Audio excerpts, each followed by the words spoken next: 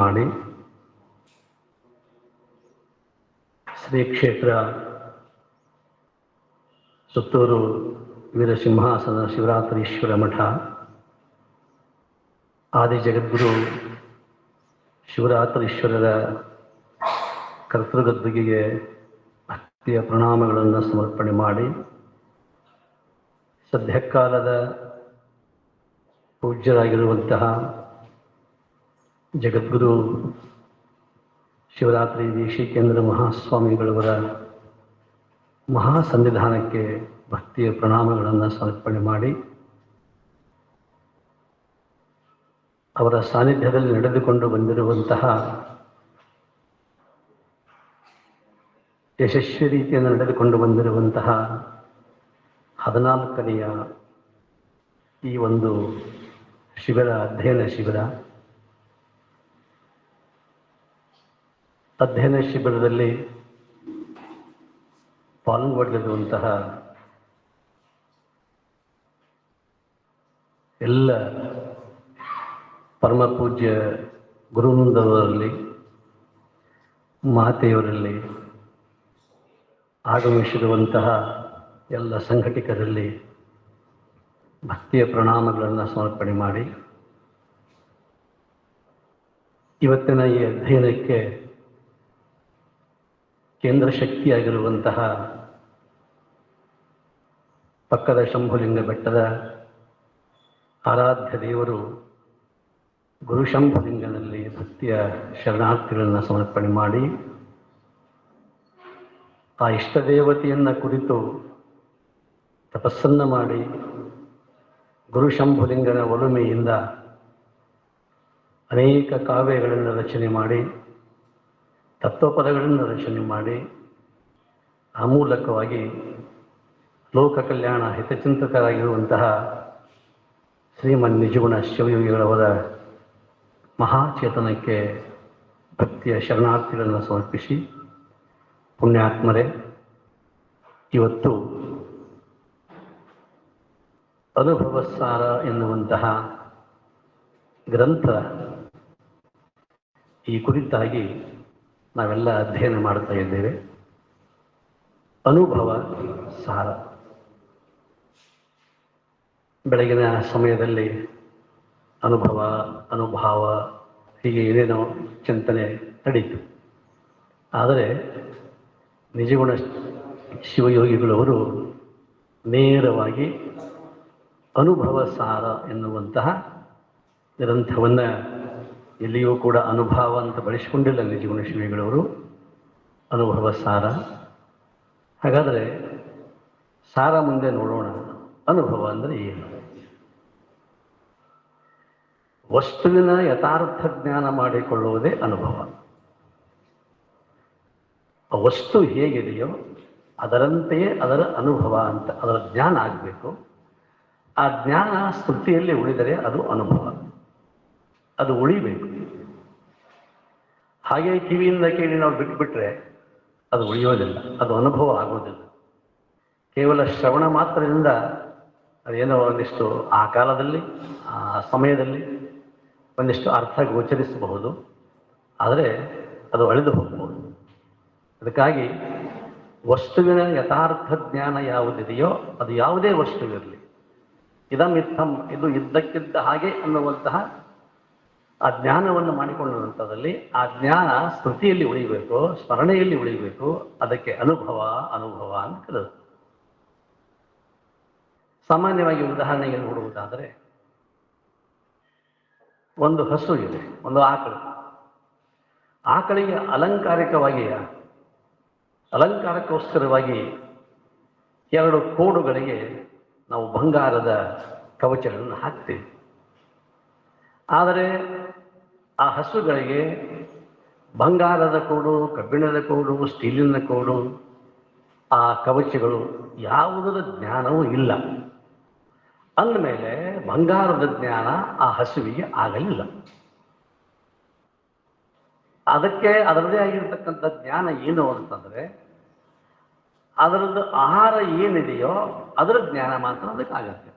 ಅದು ಹಸಿ ಇರ್ಬೋದು, ಒಣ ಇರ್ಬೋದು, ಹೊಟ್ಟು ಇರಬಹುದು, ಮೇವು ಇರ್ಬೋದು, ಕಣಿಕೆ ಇರ್ಬೋದು, ಏನೇ ಪದಾರ್ಥ ಇರಬಹುದು, ತಿನ್ನುವ ಯಾವುದೇ ಪದಾರ್ಥ ಇದ್ದರೂ ಸಹಿತ ಅದಕ್ಕೆ ಗೊತ್ತಾಗುತ್ತೆ ಇದನ್ನು ಕುಡಿಬೇಕು, ಇದನ್ನು ಕುಡಿಬಾರದು, ಇದನ್ನು ತಿನ್ನಬೇಕು, ಇದನ್ನು ತಿನ್ನಬಾರದು ಅನ್ನುವಂಥ ಒಂದು ಯಥಾರ್ಥ ಜ್ಞಾನ ಒಂದು ಹಸಿವಿದೆ. ಎತ್ತುಗಳಿಗೆ ನಾವು ಆಯಾ ಸಂದರ್ಭಗಳಲ್ಲಿ ಬಸವ ಜಯಂತಿ ಇರಬಹುದು, ಕಾಳ ಹುಣ್ಣಿಮೆ ಇರಬಹುದು, ಆಯಾ ಸಂದರ್ಭಗಳಲ್ಲಿ ರೈತರಾಗಿರ್ತಕ್ಕಂಥವ್ರು ನಾವುಗಳು ಎತ್ತುಗಳಿಗೆ ಅವುಗಳ ಮೈ ತೊಳೆದು ಸ್ವಚ್ಛ ಮಾಡಿ ಅವುಗಳ ಮೇಲೆ ರೇಷ್ಮೆಯ ಜೂಲ ಹಾಕ್ತೀವಿ. ಈ ಕಡೆ ಏನಂತಲೇ ಗೊತ್ತಿಲ್ಲ, ಮೈಸೂರು ಕಡೆ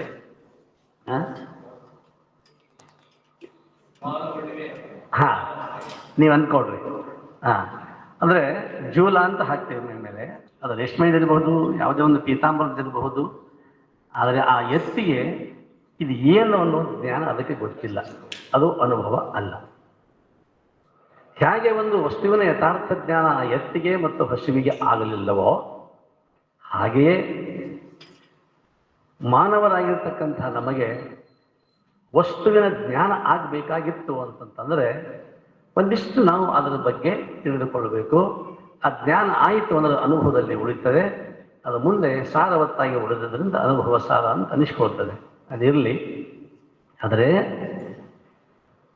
ನನ್ನ ಹತ್ತಿರ ಅನರ್ಘ್ಯವಾಗಿರ್ತಕ್ಕಂಥ ರತ್ನ ಇರಬಹುದು. ಅದಕ್ಕಾಗಿ ನಾನು ಹೇಳಿದೆ ಆರಂಭದಲ್ಲಿ, ಮರದೊಳಗೆ ಮಂದಾಗ್ನಿಯ ಉರಿಯದಂತೆರಿಸಿದೆ, ನೊರೆವಾಲೊಳಗೆ ತುಪ್ಪವ ಕಂಪಿಲ್ಲದಂತೆರಿಸಿದೆ, ಶರೀರದೊಳಗೆ ಆತ್ಮನ ಕಾಣದಂತೆರಿಸಿದೆ, ನೀ ಬೆರೆಸಿದ ಭೇದಕ್ಕೆ ಆನು ಬೆರೆಗಾಗನಯ್ಯ. ಇಲ್ಲಿ ಬೆರಿಕೆ ಅನ್ನುವಂಥದ್ದಾಯಿತು. ಇದರ ಜ್ಞಾನ ಅನ್ನುವಂಥದ್ದಾಗಬೇಕು. ಒಂದು ಜಡ ಇದೆ, ಒಂದು ಅಜಡ ಇದೆ. ಒಂದು ಚೇತನ ವಸ್ತು ಇದೆ, ಒಂದು ಅಚೇತನ ವಸ್ತು ಇದೆ. ಆದ್ದರಿಂದ ವಸ್ತುವಿನ ಜ್ಞಾನ ನಮಗೆ ಎಲ್ಲಿಯವರೆಗೆ ಆಗುವುದಿಲ್ಲವೋ ಅಲ್ಲಿವರೆಗೆ ದುಃಖ ತಪ್ಪಿದ್ದಲ್ಲ. ವಸ್ತುವಿನ ಜ್ಞಾನ ನಮಗೆ ಯಾವಾಗ ಆಯಿತೋ ಅವಾಗ ನಮ್ಗೆ ಸುಖ, ಸಂತೋಷ, ಆನಂದ ಅಂತಕ್ಕಂಥದ್ದಾಗುತ್ತೆ. ಅದಕ್ಕಾಗಿ ಅಂತಹ ಒಂದು ಜ್ಞಾನವನ್ನು ಮಾಡಿಕೊಡ್ತಕ್ಕಂಥದ್ದು, ಅನುಭವವನ್ನು ಮಾಡಿಕೊಡ್ತಕ್ಕಂಥದ್ದು ಇದೊಂದು ಸುಂದರವಾಗಿರ್ತಕ್ಕಂಥ ಕೃತಿ. ಒಬ್ಬನು 85 ವರ್ಷದ ಮುದುಕ, ವೃದ್ಧ, ಮನೆಯಲ್ಲಿದ್ದ, ಒಬ್ಬನೇ, ಯಾರೂ ಇಲ್ಲ ಆತನಿಗೆ. ಸಂಕಷ್ಟದಲ್ಲಿ ಮುಳುಗಿದ್ದ, ದುಡಿದು ಬಹಳಷ್ಟು ಸಂಕಷ್ಟಗೊಳಗಾಗಿದ್ದ, ದುಃಖಿತನಾಗಿದ್ದ. ಒಂದು ದಿವಸ ಏನೋ ಮಹಾತ್ಮರೊಬ್ಬರು ಮನೆಗೆ ಬಂದರು, ಬಾಗಿಲ ಹಾಕಿತ್ತು. ಅದೇ ಬಾಗಿಲವನ್ನು ಬಡಿದ್ರು ಮಹಾತ್ಮರು. ಬೇರೆ ಮನೆಗೆ ಹೋಗ್ಬೋದಾಗಿತ್ತು, ಆದರೆ ಅದೇ ಮನೆಯ ಬಾಗಿಲನ್ನು ಬಡಿತಾರೆ. ಅವಾಗ ವೃದ್ಧ ಮುದುಕ ಬಾಗಿಲ ತೆರೀತಾನೆ. ಬಾಗಿಲನ್ನು ತೆರೆದಾಗ ಒಬ್ಬ ಮಹಾನ್ ಯತಿಗಳು ಬಂದಾರ ಅಂತ ಹೇಳ್ಕೊಂಡು ಒಳಗಡೆ ಕರ್ಕೊಂಡು ಹೋಗಿ ಕೂಡಿಸ್ತಾನೆ. ಮನೆಯಲ್ಲಿ ಏನೂ ಇಲ್ಲ, ಅದಕ್ಕೆ ಚಾಪೆ ಮೇಲೆ ಮಹಾತ್ಮರು ಕೂತರು. ಅವಾಗ ತಾವು ಯಾರು, ಎಲ್ಲಿಂದ ಬಂದಿರಿ, ಒಂದು ಕಪ್ ನೀರು ಅಥವಾ ಏನಾದರೂ ಕೊಡಬೇಕನ್ನುವಂಥದ್ದು ಇಲ್ಲ. ತನ್ನ ದುಃಖವನ್ನು ಯಾವಾಗ ತೋಡಿಕೊಂಡೇನು, ನನ್ನ ದುಃಖ ಯಾವಾಗ ಇವರಿಂದ ಶಮನವಾದೀತು ಅನ್ನುವಂಥ ಒಂದು ಕಲ್ಪನೆಯಿಂದ ನಮಸ್ಕಾರ ಮಾಡಿ, ಅಪ್ಪ ಇಷ್ಟು ವರ್ಷ ನಾನು 85 ವರ್ಷ ದುಡಿದೆ ಸುಖ ಅನ್ನೋದೇ ಸಿಗಲಿಲ್ಲ, ಯಾವ ಸಂಪತ್ತನ್ನು ಗಳಿಸೋದು ಆಗಲಿಲ್ಲ ಅಂತ ತಿಳ್ಕೊಂಡು ತನ್ನ ಪುರಾಣವನ್ನು ಬಿಚ್ಚಿಡ್ತಾ ಇದ್ದ. ಅವಾಗ ನಾನು ಕೇಳ್ತಾ ಆ ಮಹಾತ್ಮರು ಸುಮ್ಮನೆ ಹಾಗೆ ದೇವರ ಮನೆ ಹತ್ತ ಸ್ವಲ್ಪ ದೇವರ ಜಗಲಿ ಹತ್ತ ಅವರ ಗಮನ ಹೋಯಿತು. ಆ ಕಡೆ ಲಕ್ಷ್ಯ ಹೋಯಿತು. ಅಲ್ಲೊಂದು ತಂಬಿಗೆ ಇತ್ತು. ಆ ತಂಬಿಗೆಯನ್ನು ನೋಡ್ತಾರೆ ಮಹಾತ್ಮರು. ನೋಡಿದಾಗ ಅವ್ರು ಹೇಳ್ತಾರೆ, ಈ ಮುದುಕನ್ನು ಕೇಳಿದ್ರು, ವೃದ್ಧನನ್ನು ಕೇಳ್ತಾರೆ, ಈ ತಂಬಿಗೆ ಎಷ್ಟು ವರ್ಷ ಆಯಿತು ಇದ್ದು, ಅದು ಪೂಜೆ ಮಾಡ್ತಾ ಬಂದಿಯಲ್ಲ, ಅದು ಪೂಜೆಗೊಂಡದಲ್ಲ, ಯಾಕೆ ಪೂಜೆ ಮಾಡಿದೀಯಾ, ಅದರ ಮರ್ಮ ಏನು ಗೊತ್ತಾ ನನಗೆ ಅಂತ ಕೇಳ್ತಾರೆ. ಇಲ್ಲ, ನಮ್ಮ ಪೂರ್ವಜರು ಅಜ್ಜ ಮುತ್ತಜ್ಜರು ಮಾಡ್ಕೊಂಡು ಬಂದಿರತಕ್ಕಂತಹ ಒಂದು ಪ್ರಕ್ರಿಯೆ ಪೂಜೆ ಮಾಡ್ತಾನೆ ಬಂದಿದ್ದೇನೆ. ಅವರು ನಮ್ಮ ಹಿರಿಯರು ಹೇಳ್ಕೊಂಡು ಬಂದಿದ್ದಾರೆ, ಅದನ್ನು ತಿಕ್ಕಬಾರ್ದು, ತೊಳಿಬಾರ್ದು ಅಂತ ಹೇಳ್ಕೊಂಡು ಬಂದಾರೆ, ಬರೀ ಪೂಜೆ ಮಾಡ್ಬೇಕಷ್ಟೇ ಅಂತ ಹೇಳಿದ್ದಾರೆ ಅಂತ ಹೇಳ್ಕೊಂಡು ಅಂತಂದಾಗ ಅವನ ಕಡೆಯಿಂದ ಆ ತಂಬಿಗೆಯನ್ನು ತರಿಸ್ತಾರೆ.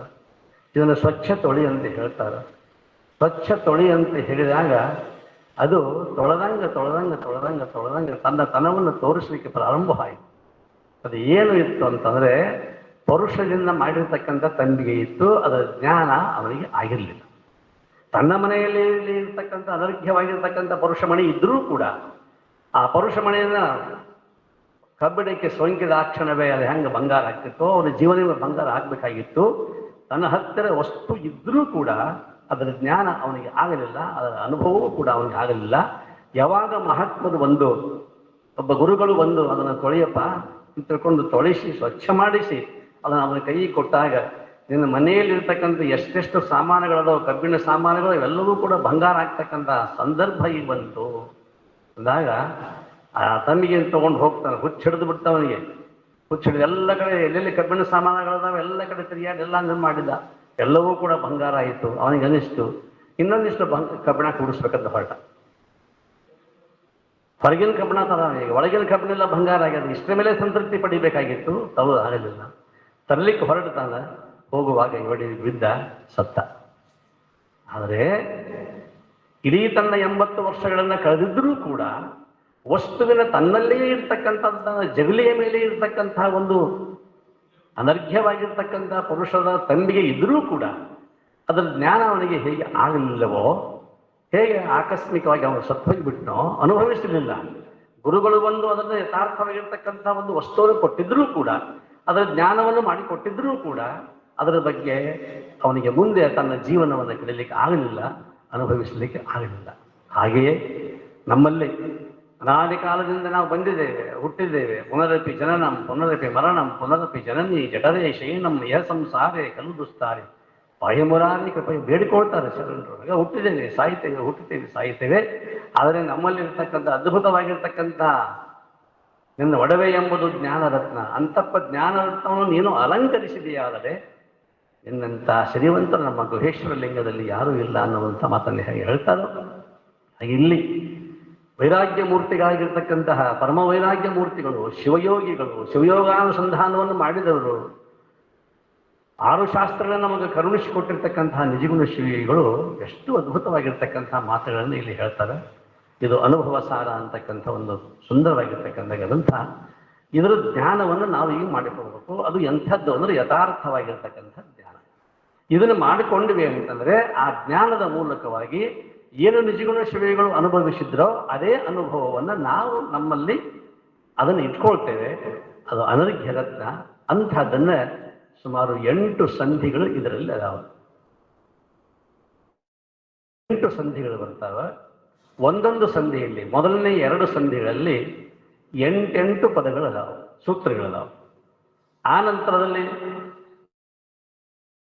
5 ಸೂತ್ರಗಳು ಬರ್ತಾವೆ. ಮತ್ತೆ ಕೊನೆಗೆ 4 ಸೂತ್ರಗಳು ಬರ್ತಾವೆ. ಆ ನಂತರ 7ನೇ ಸಂಧಿಯಲ್ಲಿ 7 ಸೂತ್ರಗಳು ಬರ್ತಾವೆ. ಕೊನೆಗೆ 8ನೇ ಸಂಧಿಯಲ್ಲಿ 5 ಸೂತ್ರಗಳನ್ನು ನಾವು ಕಾಣ್ತೇವೆ. ಹೀಗೆ ಒಟ್ಟು 46 ಸೂತ್ರಗಳು ಈ ಗ್ರಂಥದಲ್ಲಿ ಬರುತ್ತವೆ. ಇಲ್ಲಿ ಆರಂಭಗೊಂಡಿರ್ತಕ್ಕಂಥದ್ದು. ಇನ್ನು ನಾವು ಗ್ರಂಥಾರಂಭವನ್ನು ಮಾಡ್ತೇವೆ.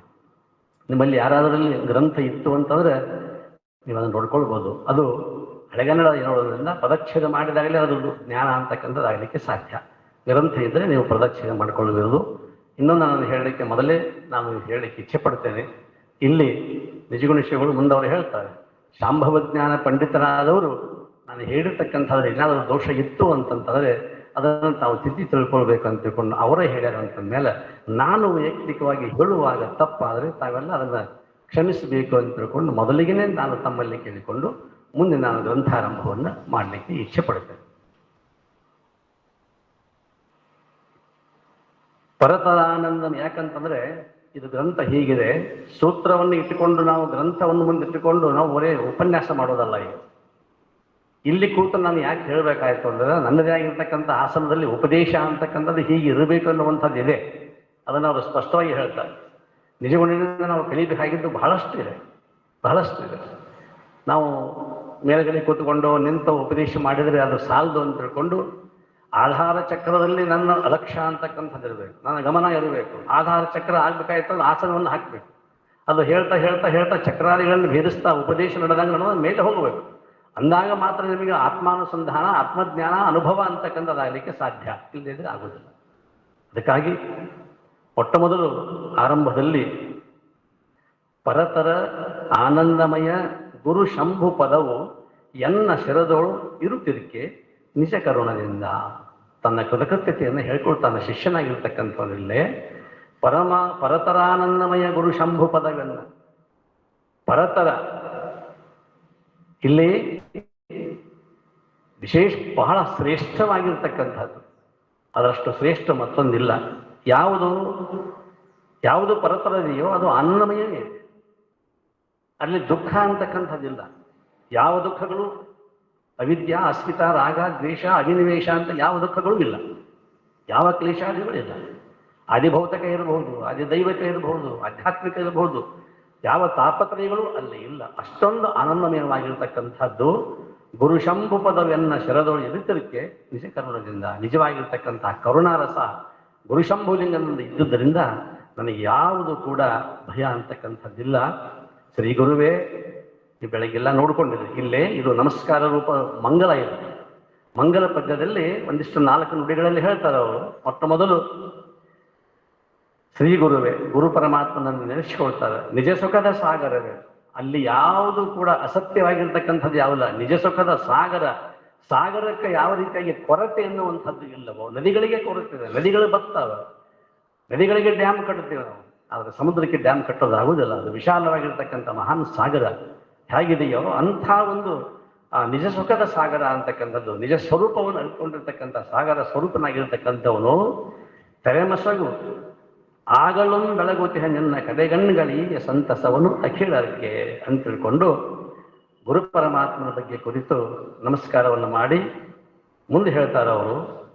ಜಗದಾದಿ ಬೀಜಂಗೆ, ಈ ಜಗತ್ತಿನ ಆದಿ ಬೀಜ ಮೂಲ ಕಾರಣ ಯಾವುದು, ಯಾವ ವಸ್ತು ಇದೆಯೋ ಅವನಿಗೆ ನಿಗಮಾಂತ ವೇದ್ಯಂಗೆ, ಉಪನಿಷತ್ತುಗಳಿಗೆ ಅವನು ವೇದ್ಯನಾಗಿರ್ತಕ್ಕಂಥವನು. ವೇದಗಳಿಗೆಲ್ಲ, ಉಪನಿಷತ್ತುಗಳಿಗೆ, ನಿಗಮಾಂತಗಳಿಗೆ ವೇದ್ಯನಾಗಿರ್ತಕ್ಕಂಥವನು.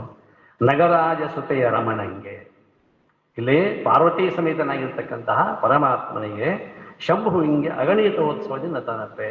ಮೊಟ್ಟ ಮೊದಲು ಗುರುವಿಗೆ, ಆನಂತರದಲ್ಲಿ ಪರಮಾತ್ಮನಿಗೆ ನೆನೆಯುವುದು ಅನುದಿನದ ಕಾಲದ ಉದಯ ಎಚ್ಚರಿಕೆಯಳು ಗುರುಮೂರ್ತಿಯರು, ವಿನುತ ಗುರುಮೂರ್ತಿಯರು. ನಂತರ ಉಮೇಶನಂಗ್ರಿಯನು, ಬಳಿಕ ನಿನ್ನನು. ನಿಜಗುಣ ಶ್ರೀಗಳು ಸ್ಪಷ್ಟವಾಗಿ ಹೇಳ್ತಾರೆ, ನೆನೆಯುವುದು ಅನುದಿನದ ಉದಯ ಕಾಲದ ಎಚ್ಚರಿಕೆಗಳು ವಿನುತ ಗುರುಮೂರ್ತಿಯರು. ಎಂಥ ಗುರುಮೂರ್ತಿಯನ್ನು ನೆನೆಸಬೇಕು ಅಂತಂತಂದ್ರೆ ವಿನುತ, ಅಷ್ಟೊಂದು ಅದ್ಭುತವಾಗಿರ್ತಕ್ಕಂಥ ಶಕ್ತಿ ಅಂತಕ್ಕಂಥದ್ದು ಅದರಲ್ಲಿದೆ. ಮೊದಲು ಅವನನ್ನು ಸ್ಮರಣೆ ಮಾಡು, ಆಮೇಲೆ ಅದೇ ರೀತಿಯಾಗಿ ಇಲ್ಲಿ ಇವರು ನಿಜಗುಣ ಶ್ರೀಗಳು ಸ್ಪಷ್ಟವಾಗಿ ಇಲ್ಲಿ ಅದನ್ನು ಕೈವಲ್ಯ ಪದ್ಧತಿಯಲ್ಲಿ ಹೇಳ್ತಾರೆ. ಇದನ್ನು ಇಲ್ಲಿ ಹೇಳ್ತಾರೆ, ಮೊಟ್ಟ ಮೊದಲು ಗುರುವಿಗೆ ನಮಸ್ಕಾರ ಮಾಡಿ, ಆಮೇಲೆ ಜಗತ್ತಿಗೆ ಆದಿ ಕಾರಣನಾಗಿರ್ತಕ್ಕಂಥ ಪರಮಾತ್ಮನಿಗೆ ಇಷ್ಟು ಹೇಳಿ ಅವನ ಅರ್ಧಾಂಗಿಯಾಗಿರುವಂಥವಳು.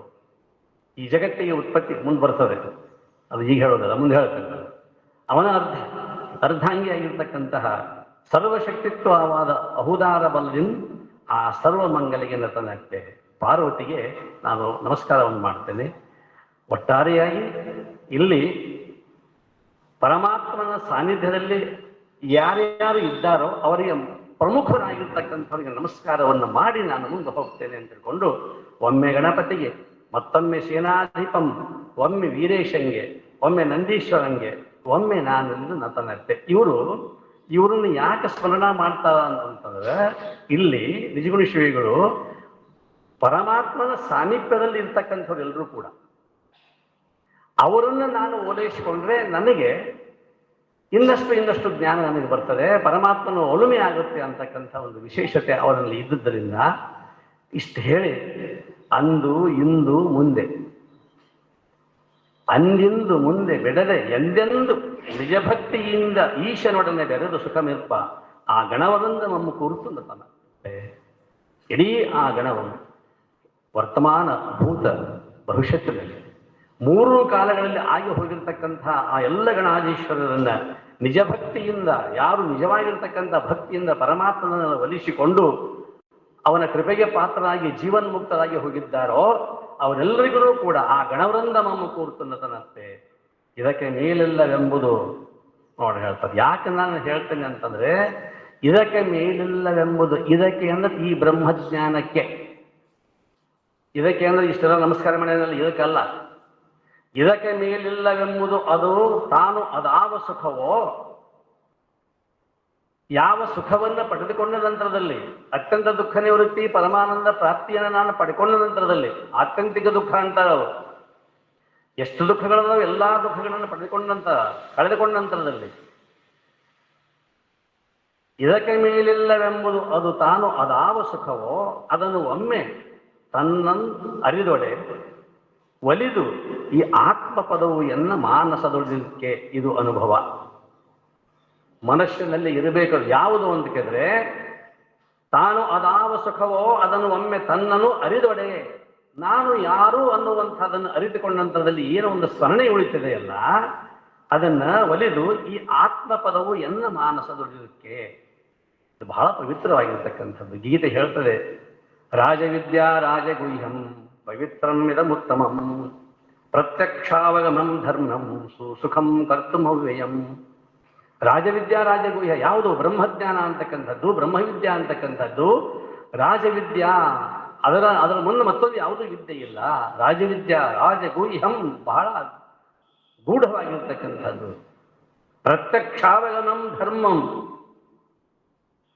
ಅದು ಅಪ್ರತ್ಯಕ್ಷ ಅಂತಲ್ಲ, ಪ್ರತ್ಯಕ್ಷವಾಗಿರ್ತಕ್ಕಂಥದ್ದು. ಎಷ್ಟು ವಸ್ತುಗಳನ್ನು ನಾನು ಪ್ರತ್ಯಕ್ಷ ನೋಡ್ತೇನೋ ಅಷ್ಟು ಪ್ರತ್ಯಕ್ಷವಾಗಿ ನಾನು ಅನುಭವಿಸ್ತೇನಲ್ಲ. ಪ್ರತ್ಯಕ್ಷಾವಗಮಂ ಧರ್ಮಂ ಸುಸುಖಂ, ಅದಷ್ಟು ಸುಖ ಮತ್ತೊಂದಿಲ್ಲ. ಕರ್ತುಂ ಅವ್ಯಯಂ, ಅವ್ಯಯವಾಗಿರ್ತಕ್ಕಂಥದ್ದು ಅಂಥ ವಸ್ತು. ಆತ್ಮಲಾಭ ಪರಮಲಾಭಂ ನ ವಿದ್ಯತೆ. ಆತ್ಮಲಾಭಕ್ಕಿಂತಲೂ ಮತ್ತೊಂದು ಲಾಭ ಅಂತಕ್ಕಂಥದ್ದಿಲ್ಲ. ನಾವು ಏನಾದರೂ ಜಗತ್ತಿನ ವಸ್ತುಗಳನ್ನು ಲಾಭ ಮಾಡಿಕೊಂಡಾಗ ಅದು ಲಾಸ್ ಆದಾಗ, ಲುಕ್ಷನ್ ಆದಾಗ ದುಃಖ ಆಗುತ್ತೆ. ಮತ್ತೆ ಸಂಪಾದನೆ ಮಾಡಿದಾಗ ಸುಖ ಅಂತಕ್ಕಂಥದ್ದು ಆಗುತ್ತೆ. ಆದ್ರಿಂದ ಹಾಗಲ್ಲ, ಒಮ್ಮೆ ಪ್ರಾಪ್ತ ಆಯಿತು ಅಂತಂತಂದ್ರೆ ಮತ್ತೊಂದು ಸಲ ಬೇಕಂತ ಅನಿಸೋದಿಲ್ಲ. ಅಷ್ಟೊಂದು ಅದ್ಭುತವಾಗಿರ್ತಕ್ಕಂಥದ್ದು ಅದು. ಯಾವಾಗ ಅಂತಹ ಈ ಆತ್ಮಪದವು ಎನ್ನ ಮಾನಸದಕ್ಕೆ, ಅದು ನನ್ನ ಮಾನಸದಲ್ಲಿ ಮನುಷ್ಯನಲ್ಲಿ ಇರಬೇಕು. ಅದು ಇತ್ತು ಅಂತಂದ್ರೆ ಅದೇ ಅನುಭವ. ಆ ಅನುಭವದ ನಾನು ಏನ್ ಮಾಡಿಕೊಂಡಿನಿ ಸಾರ ಸರ್ವಸ್ವವನ್ನ ಅದನ್ನು ನಿಮಗೆ ಹೇಳ್ತೇನೆ ಅಂತ ತಿಳ್ಕೊಂಡು, ಇಲ್ಲಿ ಮೊಟ್ಟ ಮೊದಲು ಇದನ್ನ ನಮಸ್ಕಾರ ರೂಪ, ಇಷ್ಟ ದೇವತಾ ನಮಸ್ಕಾರ ರೂಪ ಅಂತಾರೆ ಈ ಸೂತ್ರದಲ್ಲಿ. ಯಾರ್ಯಾರಿಗೆ ಏನು ನಮಸ್ಕಾರ ಮಾಡಬೇಕು, ನಮಸ್ಕಾರ ಮಾಡೋ ಉದ್ದೇಶ ಏನು ಅಂತಂದು ಕೇಳಿದ್ರೆ, ಸಾಮಾನ್ಯವಾಗಿರ್ತಕ್ಕಂಥ ಏನಾದರೂ ಬೇಡಿಕೆಗಳಿದ್ರೆ ಎಷ್ಟೋ ನಾವು ದುಂಬಾಲು ಬಿದ್ದು ಕೈಕಾಲು ಬಿದ್ದು ಏನೇನೋ ಮಾಡ್ಕೊಳ್ತೀವಿ. ಆದರೆ ಇಂಥ ಆತ್ಮಜ್ಞಾನವನ್ನು ಮಾಡಿಕೊಳ್ಳುವ ಸಂದರ್ಭದಲ್ಲಿ ಯಾರ್ಯಾರಿಗೆ ಏನೇನೋ ರೀತಿಯಾಗಿರ್ತಕ್ಕಂಥ ಎಲ್ಲಾ ದೇವತೆಗಳನ್ನ ತೃಪ್ತಿಪಡಿಸಿಕೊಂಡು ಅವರ ಆಶೀರ್ವಾದವನ್ನು ಪಡೆದುಕೊಂಡು ನಾನು ಮುಂದೆ ಹೋಗ್ಬೇಕಲ್ಲ, ನನ್ನ ಮುಂದಿನ ಉದ್ದೇಶ ಬೇರೆ ಇದೆ ಅಂತಕ್ಕಂಥ ಒಂದು ಉದ್ದೇಶದಿಂದ ನಮಸ್ಕಾರವನ್ನು ಮಾಡ್ತಾರೆ. ಇನ್ನು ಹೇಳ್ತಾರೆ ಅವರು, ಸಕಲ ವೇದಾಂತ ಸಾರವನ್ನೇ ತಿಳಿಯುವಂತೆ ಸಾಧಕರಿಗೆ ಈ ಪ್ರಕರಣದವರು ಒಲಿದು ವರೆವೆನು. ಒಲಿದು ವರೆವೆನು ಇದು ಬಹಳ ಮಹತ್ವದ್ದು. ಗುರು ಪರಮಾತ್ಮ ಒಲಿಬೇಕಾಗಿದ್ದು ಬಹಳ ಮುಖ್ಯ. ಅವನು ಒಲುಮೆ ಆಗದಿದ್ರೆ ನಮ್ಗೆ ಏನು ದೊರಲಿಕ್ಕೆ ಸಾಧ್ಯವಿಲ್ಲ. ಪರಮೇಶ್ವರನ ಪರಮಾತ್ಮನನ್ನು ಒಲಿಸಿಕೊಂಡು ಭೌತಿಕವಾಗಿರ್ತಕ್ಕಂಥ ಐಹಿಕವಾಗಿರ್ತಕ್ಕಂಥ ಬೇಕಾದಷ್ಟು ಸಾಮಗ್ರಿಗಳನ್ನು ಸಂಪಾದನೆ ಮಾಡಬಹುದು. ಆದರೆ ಆ ಸಂಪಾದನೆಗಳನ್ನು ಪಡೆಯಲು ಕೂಡ ದುಃಖವನ್ನೇ ಕೊಡ್ತಕ್ಕಂಥದ್ದು. ಆದರೆ ಇಲ್ಲಿ ಸಕಲ ವೇದಾಂತ ಸಾರವನೇ, ವೇದದ ಅಂತ ಭಾಗ ಅಂತಕ್ಕಂಥದ್ದು ಯಾವುದಿದೆಯೋ, ಉಪನಿಷತ್ ಭಾಗ ಏನಿದೆಯೋ ಅದೆಲ್ಲ ಸಾರ ಸರ್ವಸ್ವ ಅದೆಲ್ಲ ಇರ್ತಕ್ಕಂಥದ್ದು ಸಂಸ್ಕೃತದಲ್ಲಿ. ಅದಕ್ಕಾಗಿ ನಾವು ನಿಜಗುಣ ಶಿವಗಳಿಗೆ ಯಾಕಷ್ಟು ನಾವು ಕೃತಕೃತ್ಯರಾಗಿರಬೇಕು ಅಂತಂತಂದ್ರೆ, ಬಹಳ ಸರಳವಾಗಿ ಬಹಳ ಸುಂದರವಾಗಿರ್ತಕ್ಕಂಥ ಕಾವ್ಯ ರೂಪದಲ್ಲಿ, ರೂಪಕದ ರೂಪದಲ್ಲಿ ಒಬ್ಬ ಶಿಷ್ಯ ಒಬ್ಬ ಗುರು ಹೀಗೆ ಮುಂದೆ ತಗೊಂಡು ಹೋಗ್ತಾರ. ಶಿಷ್ಯನಾಗಿರ್ತಕ್ಕಂಥ ಒಂದು ಪ್ರಶ್ನೆ ಕೇಳ್ಕೊಳ್ತಾ ಹೋಗ್ತಾನ, ಅದಕ್ಕೆ ಉತ್ತರವನ್ನು ಸರಿಯಾಗಿ ಕೊಡ್ತಾ ಹೋಗ್ತಾರ ಅವರು. ಸಕಲ ವೇದಾಂತ ಸಾರವನ್ನು ತಿಳಿಯುವಂತೆ ಸಾಧಕರಿಗೆ ಈ ಪ್ರಕರಣದಳು ಒಲಿದು ವರೆವೇನು. ಈ ಪ್ರಕರಣ ಅಂದ್ರೆ ಈ ಸಂಧಿಯಲ್ಲಿ ನಾನು ಹೇಳ್ತೇನೆ, ಒಲುಮೆ ಆಯಿತು. ಶ್ರುತಿಯನ್ನೇ ಸ್ಮರಿಸಿ, ಶ್ರುತಿ ಬೇರೆ ಮುಂದೆ ಹೇಳ್ತಾನೆ. ಶ್ರುತಿ ಅಂದ್ರೆ ವೇದಗಳು, ಅವುಗಳನ್ನು ಸ್ಮರಿಸಿ ಬೇಡದ ಅತಿಶಯದ ಋಷಿ ವಾಕ್ಯ. ಆ ಶ್ರುತಿ ವಾಕ್ಯಗಳನ್ನ, ವೇದ ವಾಕ್ಯಗಳನ್ನ ಯಾರು ತಮ್ಮಲ್ಲಿ ಅನುಭವ ಮಾಡಿಕೊಂಡು ಅವುಗಳನ್ನು ಕರಗತ ಮಾಡಿಕೊಂಡು ಚರಣವಿತ್ತ ಚರಣ ಮಾಡಿಕೊಂಡು ತತ್ ತ್ವಂ ಅಸಿ ಅಹಂ ಬ್ರಹ್ಮಾಸ್ಮಿ ಏಕಮೇವಾ ದ್ವಿತೀಯಂ ಬ್ರಹ್ಮ ಅಯಮಾತ್ಮ ಬ್ರಹ್ಮ, ಇಂಥ ಅನೇಕ ವಾಕ್ಯಗಳು ವೇದದಲ್ಲಿ ಅದಾವ. ಬರೀ ಓದುವುದಷ್ಟೇ ಅಲ್ಲ, ಅವುಗಳನ್ನ ತಮ್ಮಲ್ಲಿ ಕರತಲಾಮಲಕವಾಗಿ ಮಾಡಿಕೊಂಡ್ರಲ್ಲ, ಆ ಒಂದು ಉದ್ದೇಶದಿಂದ ಶ್ರುತಿಯನ್ನೇ ಸ್ಮರಿಸಿ ಅವುಗಳನ್ನು ಸ್ಮರಣೆ ಮಾಡಿ ಬೇಡದ ಅತಿಶಯದ ಋಷಿ ವಾಕ್ಯ, ಅವುಗಳನ್ನು ಬಿಟ್ಟು ಇನ್ನಷ್ಟು ತಮ್ಮದಷ್ಟು ಅನುಭವವನ್ನು ಸೇರಿಸಿದ ನಂತರದಲ್ಲಿ ಬೇಡದ ಅತಿಶಯದ ಋಷಿ ವಾಕ್ಯ ಅವುಗಳನ್ನು ಸ್ಮರಿಸಿ ತಾವು ತಮ್ಮ ತಪೋವಾಣಿಯಿಂದ ಏನು ಹೇಳ್ತಾರಲ್ಲ ಅದು ಏನನ್ನಿಸ್ತು? ಸ್ಮೃತಿ ಅನಿಸಿ. ಶ್ರುತಿ ಬೇರೆ, ಸ್ಮೃತಿ ಬೇರೆ. ಶ್ರುತಿಗಳು ಅಪೌರುಷೇಯ, ವೇದಗಳು ಅಪೌರುಷೇಯ, ಯಾರಿಂದಲೂ ಕೂಡ ಅವು ನಿರ್ಮಿತವಾಗಿರ್ತಕ್ಕಂಥದ್ದು ಅಲ್ಲ, ಅವು ಬ್ರಹ್ಮನಿರ್ಮಿತವಾಗಿರ್ತಕ್ಕಂಥವು. ಆದ್ದರಿಂದ ಇಲ್ಲಿ ಶ್ರುತಿ ಹಾಗಿತ್ತು ಅಂತಂದ್ರೆ ಆ ಶ್ರುತಿಗಳ ತಾತ್ಪರ್ಯವನ್ನು ತಾವು ತಮ್ಮ ಜೀವನದಲ್ಲಿ ಅಳವಡಿಸಿಕೊಂಡು ಅವನ್ನ ಏನ್ ಮಾಡ್ತಾರೆ ಅಂತಂತಂದ್ರೆ ಹೇಳಿದ್ರು. ಯಾರಿಗೆ? ಸಾಧಕರಿಗೆ ಹೇಳ್ತಾರೆ. ಅದೇ ಶ್ರುತಿ ಎನಿಸಿ ಲೋಕದಳು ಸೇವೆವೆನಿಸಲು ಅವುಗಳನ್ನು ಸ್ವೀಕರಿಸಲಿಕ್ಕೆ ಶ್ರುತಿಯೇ ಪ್ರಮಾಣವು ಅಖಿಲರಿಗೆ. ಆ ಶ್ರುತಿ ಅವುಗಳಿಗೆ ಮತ್ತೆ ಶ್ರುತಿ ಅಂತಂದ್ರು. ಯಾಕಂತಂದ್ರೆ ಶ್ರುತಿಗಳ ಅರ್ಥ ನಮ್ಗೆ ಆಗಿಲ್ಲ. ಯಾಕೆ ಆಗಿಲ್ಲ ಅಂತಂದ್ರೆ ಅವು ದೇವನಿರ್ಮಿತ, ವೇದಗಳು ದೇವನಿರ್ಮಿತ, ಅಪೌರುಷೇಯವಾಗಿರ್ತಕ್ಕಂಥವುಗಳು, ಒಬ್ಬ ಪುರುಷ ಮಾಡಿರ್ತಕ್ಕಂಥವುಗಳಲ್ಲ, ಅಪೌರುಷೇಯವಾಗಿರ್ತಕ್ಕಂಥವುಗಳು. ಅವುಗಳನ್ನು ಯಾರು ನಾವು ಸಾಧನೆ ಮಾಡಿಲ್ಲ. ಸಾಧನೆ ಮಾಡಿಕೊಂಡಿರ್ತಕ್ಕಂಥ ಋಷಿಗಳು ಸಾಧನೆಯ ಮೂಲಕವಾಗಿ ಅನುಭವ ಮಾಡಿಕೊಂಡು ಅವರು ಏನು ನಮಗೆ ಹೇಳಿದ್ರು ಅದು ಸ್ಮೃತಿ ಅಂತ ಅನಿಸ್ತದೆ. ಸ್ಮೃತಿ ಅಂದ್ರೆ ತಮ್ಮಲ್ಲಿ ತಾವು ಇಟ್ಟುಕೊಂಡು ಅದನ್ನು ಇತರರಿಗೆ ಹೇಳಿದರು. ಶಿಷ್ಯ ಪರಂಪರೆ, ಗುರು ಶಿಷ್ಯ ಪರಂಪರೆ ಅಂತಕ್ಕಂಥದ್ದು ಸಾಂಪ್ರದಾಯಿಕವಾಗಿ ಬೆಳೆದು ಬಂತು. ಅದನ್ನು ಹೇಳಿಕೊಂತ ಹೋದರು, ಬರೀ ಹೇಳಿಕೊಂತ ಹೋಗಲಿಲ್ಲ, ಅದರ ತಕ್ಕ ಹಾಗೆ ಅವರು ನಡೀಬೇಕಂತಕ್ಕಂಥ ದೃಷ್ಟಿಯಿಂದ ನಡೆಯಲ್ಲಿ ಅವರನ್ನ ಪರಿಪೂರ್ಣಗೊಳಿಸಿರ್ತಕ್ಕಂಥ ಒಂದು ಋಷಿ ಪರಂಪರೆ, ಗುರು ಪರಂಪರೆ ನಮ್ಮದಾಗಿರ್ತಕ್ಕಂಥದ್ದು. ಅಂಥ ಅಖಿಲರಿಗೆ ಶ್ರುತಿಯೇ ಪ್ರಮಾಣವು ಅಖಿಲರಿಗೆ. ಆ ಸ್ಮೃತಿಯಲ್ಲಿ ಉತ್ತರ ಭಾಗ ಎದು ತಾನೇ ಉಪನಿಷತ್ತು. ಶ್ರುತಿಯ ಉತ್ತರ ಭಾಗ ಅಂದ್ರೆ ವೇದಗಳ ಕೊನೆಯ ಭಾಗ ಏನದಲ್ಲ, ಅದು ಜ್ಞಾನಕಾಂಡ. ಮೊದಲನೇದ್ದು ಕರ್ಮ ಮತ್ತು ಉಪಾಸನೆ ಕಾಂಡಗಳು ಬೇಕಾದಷ್ಟು ಅದಾವ. ಆದರೆ ಕೊನೆಯದಾಗಿರ್ತಕ್ಕಂಥದ್ದು ಏನು ಅಂತ ಕೇಳಿದ್ರೆ ಇದರಿಂದ ಶಾಂತಿ ಅಂತಕ್ಕಂಥದ್ದು ಸಿಗಲಿಲ್ಲ. ಯಜ್ಞ ಹೋಮ ಯಾಗಾದಿಗಳಿಂದ ಶಾಂತಿ ಅಂತಕ್ಕಂಥದ್ದು ಸಿಗಲಿಲ್ಲ. ಸುಟ್ಟದ್ದಾಯಿತು, ಬಿಟ್ಟಿದ್ದಾಯಿತು, ಏನೇನೋ ಆಯಿತು, ಆದ್ರೆ ಆತ್ಮಶಾಂತಿ ಅಂತಕ್ಕಂಥದ್ದು ಆಗಲಿಲ್ವಲ್ಲ ಅಂತ ತಿಳ್ಕೊಂಡು ಋಷಿಗಳು ವಿಚಾರ ಮಾಡಿ ಆತ್ಮಬೋಧಕವಾಗಿರ್ತಕ್ಕಂಥ ಅನೇಕ ಪ್ರಕರಣಗಳನ್ನು ಸಿದ್ಧ ಮಾಡಿದ್ದರಿಂದ ಅವುಗಳು ಉಪನಿಷತ್ತು ಅಂತ ಅನಿಸ್ಕೊಂಡ್ವು. ಉಪನಿಷತ್ತು, ಉಪ ಸಮೀಪ, ನೀ ಹೋಗು, ಷತ್ ಏನು ಸದ್ರೂಪದ ಕಡೆಗೆ ನೀನು ಹೋಗಬೇಕು. ಆ ಸದ್ರೂಪದ ಕಡೆಗೆ ನೀನು ಹೋಗಬೇಕಾಗಿತ್ತಂದ್ರೆ ಸಾಧನೆಯನ್ನು ಮಾಡಬೇಕು. ಗುರುಪೇಯದ ತೆರೆದಳು ತೊರೆ ವಿಷಯವನು. ಅವರೇ ಹೇಳ್ತಾರೆ, ನಿಜಗುಂಡ ಹೇಳ್ತಾರೆ, ನೆರೆಕೆಗಳು ಕೇಳಿದುದನ್ನು ಅರಿದದನ್ನೇ ಮರೆಯದಿರು. ಗುರುಪೇಯದ ತೆರೆದಳು ತೊರೆ ವಿಷಯವನು, ತೊರೆದು ನಿರ್ವಿಷಯದಳು ಕರಿಗೊಂಡು ನೀನೇ ಸುಖಿಯಪ್ಪೆ. ಈ ಮಾತನ್ನ ಉಪನಿಷತ್ತು ಅಂತಕ್ಕಂಥದ್ದು ಹೇಳಿ. ವೇದಗಳು ಆರಂಭದಲ್ಲಿ ಏನು ಹೇಳಿಲ್ಲ. ಏನು ಮೋಕ್ಷವನ್ನು ಪಡಿಬೇಕು, ದುಃಖವನ್ನು ನಿವಾರಣೆ ಮಾಡಿಕೊಳ್ಬೇಕು ಅಂತಕ್ಕಂಥದ್ದು ಏನನ್ನು ಹೇಳಿಲ್ಲ, ಉಪದೇಶ ಮಾಡಲಿಲ್ಲ, ಅಲ್ಲಿ ಹೇಳಿರ್ತಕ್ಕಂಥದ್ದು. ಅದರಿಂದ ಉತ್ತರ ಭಾಗೆಯದು ತಾನೇ ಉಪನಿಷತ್ತು. ಅದರಿಂದ ಮುಕ್ತಿಯಹುದು ವಿದ್ಯಾತತ್ವವು ಅದರೊಳಗೆ ಇವುದಾದ ಕಥೆಯಿಂದ ಅಲ್ಲಿ ಹೇಳ್ತಾರೆ. ವಿದ್ಯಾತತ್ವ ಅಂತಂದ್ರೆ ಆತ್ಮಜ್ಞಾನದ ತತ್ವ ಅಲ್ಲಿ ಇರೋಣದಿಂದ ಅದು ತನ್ನ ಅನಾದಿಯಾದ ಅವಿದ್ಯೆಯಂ ನಾಡೆ ಕೆಡಿಸಿ. ಎರಡು ಹೇಳ್ತಾರೆ ಇಲ್ಲಿ ಮೇಲಿನ ನುಡಿಯೊಳಗೆ. ವಿದ್ಯಾತತ್ವವು ಅದರೊಳಗೆ ಇಹುದಾದ ಕಥೆಯಿಂದ ಏನದರಲ್ಲಿ ಆ ವಿದ್ಯಾತತ್ವದಲ್ಲಿ ಮುಕ್ತಿ ಮೋಕ್ಷ ಅಂತಕ್ಕಂಥದ್ದಿದೆ, ಜನನ ಮರಣದಿಂದ ಬಿಡುಗಡೆ ಅಂತಕ್ಕಂಥದ್ದಿದೆ. ಆ ಜನನ ಮರಣವನ್ನು ಬಿಡುಗಡೆ ಮಾಡಿಕೊಳ್ಳಬೇಕಾಗಿತ್ತು ಅಂದ್ರೆ ವಿದ್ಯಾ, ಅದನ್ನು ನೀನು ಪಡೆದುಕೊಳ್ಬೇಕು. ಮುಂದೆ ನುಡಿಯಲ್ಲಿ ಹೇಳ್ತಾರೆ, ತನ್ನ ಅನಾದಿ ಅವಿದ್ಯೆಯಂ ನಾಡೆ ಕೆಡಿಸಿ. ಆ ವಿದ್ಯೆ ಏನ್ ಮಾಡ್ತದಂತಂದ್ರೆ ಅನಾದಿ ಕಾಲದಿಂದ ಅದು ಏನು ಬಂದು ಹತ್ಕೊಂಡು ಬಂದಿರ್ತದಲ್ಲ ಅವಿದ್ಯಾ, ಅಜ್ಞಾನ ಅಂತಕ್ಕಂಥದ್ದು, ಆ ಅಜ್ಞಾನವನ್ನ ನಿವಾರಣೆ ಮಾಡ್ತಕ್ಕಂತಹ ಅದನ್ನ ನಾಡೆ ಕೆಡಿಸಿ ಸಂಪೂರ್ಣವಾಗಿ ನಾಶ ಮಾಡಿ, ನಾಡೆ ಅಂದ್ರೆ ಚೆನ್ನಾಗಿ ಅದನ್ನೆಲ್ಲವನ್ನು ದೂರ ಮಾಡಿ ಕೆಡಿಸಿ ಪರಮ ಉನ್ನತಿಯನ್ನು ಐದಿಸುವ ಕಾರಣಂ ವಿದ್ಯೆಗೆ ಅನ್ಯವೇ ಉಪನಿಷದರ್ಥ. ಅದು ಪರಬ್ರಹ್ಮ ಸ್ಥಿತಿ ಅಂತಕ್ಕಂಥದ್ದು, ಅದಕ್ಕೆ ಅನ್ಯವಾಗಿರ್ತಕ್ಕಂಥದ್ದು ಯಾವುದು ಇಲ್ಲ ಅನ್ನತಕ್ಕಂಥ ಮಾತನ್ನು ಹೇಳಿ, ಇಂತಾಗಲ್ ಉಪನಿಷತ್ತಂ ತಿಳಿದು ಮುಕ್ತಿಯಂ ಸಂತರು ಐದುವುದು ವೇದಾಂತ ವಿಜ್ಞಾನ ಸುನಿಶ್ಚಿತಾರ್ಥ ಮುಂತಾದ ವಾಕ್ಯವಿರುವುದಾಗಿ ಅದನ್ನು ಮಾತಾಡ್ತಾರೆ. ವೇದಾಂತ ವಿಜ್ಞಾನ ಅಷ್ಟ ಕೊಟ್ಟರು, ಸುನಿಶ್ಚಿತಾರ್ಥ ಅಂತ ತಿಳ್ಕೊಂಡು ವೇದಾಂತದಲ್ಲಿ ಉಪನಿಷತ್ತಲ್ಲಿ ಬರ್ತಕ್ಕಂಥ ವಾಕ್ಯ ನಿಶ್ಚಿತವಾಗಿರ್ತಕ್ಕಂಥ ಸುನಿಶ್ಚಿತವಾಗಿರ್ತಕ್ಕಂಥದ್ದು ಯಾವುದು ವೇದಾಂತ ವಿಜ್ಞಾನ ಅಂತಕ್ಕಂಥದ್ದು. ಅದನ್ನ ಮುಂತಾದ ವಾಕ್ಯವಿರುವುದಾಗಿ ವೇದಾಂತದೊಳು ಗೋಪ್ಯವಾದ ಅರ್ಥಮಂ ತ್ರಿವಿಧಿಯಾದ ಈ ಪ್ರಕರಣವೇನೇ ಮಾಡ್ಕನು ಆತ್ಮಜ್ಞರು ಆದರದೋಳು ಆಲಿಸುವ ಪಾಂಗು. ತಮ್ಮ ವಿಚಾರವನ್ನು ಈ ನುಡಿಯಲ್ಲಿ ಹೇಳ್ತಾರೆ. ಆ ಸ್ಮೃತಿಯನ್ನೇನು ಹೇಳಿತ್ತಲ್ಲ, ಉಪನಿಷತ್ತು ಹೇಳಿತ್ತಲ್ಲ, ಅದರ ಸಾರವನ್ನೇ ವೇದಾಂತದ ಹೇಳಿರ್ತಕ್ಕಂಥ ಗೋಪ್ಯವಾದ ಅರ್ಥ, ಅದು ಬಹಳ ಗುಪ್ತ ಗುಹ್ಯವಾಗಿರ್ತಕ್ಕಂಥದ್ದು. ಇದಂತುದೇ ಗುಹ್ಯಂ ಅಂತಾರ, ಗುಹ್ಯವಾಗಿರ್ತಕ್ಕಂಥದ್ದು. ಎಷ್ಟು ಅದ್ಭುತವಾಗಿ ಗೂಢವಾಗಿರ್ತಕ್ಕಂಥದ್ದು. ಅಂತಹ ಗೂಢವಾಗಿರ್ತಕ್ಕಂಥ ಆತ್ಮಜ್ಞಾನವನ್ನು ಗೋಪ್ಯವಾದ ಅರ್ಥಮಂ ತ್ರಿವಿಧಿಯಾದ ಈ ಪ್ರಕರಣವನ್ನೇ, ಇದನ್ನು ತ್ರಿಪದಿ ರೂಪದಲ್ಲಿ ನಾನು ಇದನ್ನು ಈ ಕಾವ್ಯವನ್ನು ಕೊಡ್ತಾ ಇದ್ದೇನೆ. ಮಾಳ್ಪೆನು ಆತ್ಮಜ್ಞರಾದವರು ಅದನ್ನ ಹೆಂಗ್ ಮಾಡಬೇಕು, ಆದರದವಳು ಬಹಳ ಪ್ರೀತಿಯಿಂದ ಆಲಿಸುವ ಪಾಂಗು, ತಾವೆಲ್ಲರೂ ಕೂಡ ಅದನ್ನ ಪ್ರೀತಿಯಿಂದ ಕೇಳಬೇಕು ಅನ್ನುವಂಥ ದೃಷ್ಟಿಯಿಂದ ಅವ್ರು ಬೇಡಿಕೊಳ್ತಾರೆ. ಶ್ರೋತೃಗಳಿಗೆ ಬೇಡಿಕೊಳ್ತಾರೆ, ಶಿಷ್ಯಂದರಿಗೆ ಬೇಡಿಕೊಳ್ತಾರೆ, ಅಭ್ಯಾಸಿ ಮುಮುಕ್ಷುಗಳಿಗೆ, ಜಿಜ್ಞಾಸುಗಳಿಗೆ, ನಿಜಗುಣ ಶಿವಗಳಿಗೆ ಬೇಡಿಕೊಂಡು ಇದಕ್ಕೆ ಹೆಸರಿಡ್ತಾರೆ. ಕುಂದದ ಅನುಭವ ಸಾರವೆಂದದಕ್ಕೆ ಹೆಸರನ್ನು ಆನಂದದಿಂದ ಆತ್ಮವಿದರು ಇಡಲು. ಆತ್ಮವಿದರು ಅಂತಂತಂದ್ರೆ ಆತ್ಮಜ್ಞಾನವನ್ನು ಮಾಡಿಕೊಂಡಿರ್ತಕ್ಕಂಥವ್ರು, ಆತ್ಮಾನುಭೂತಿಗಳು.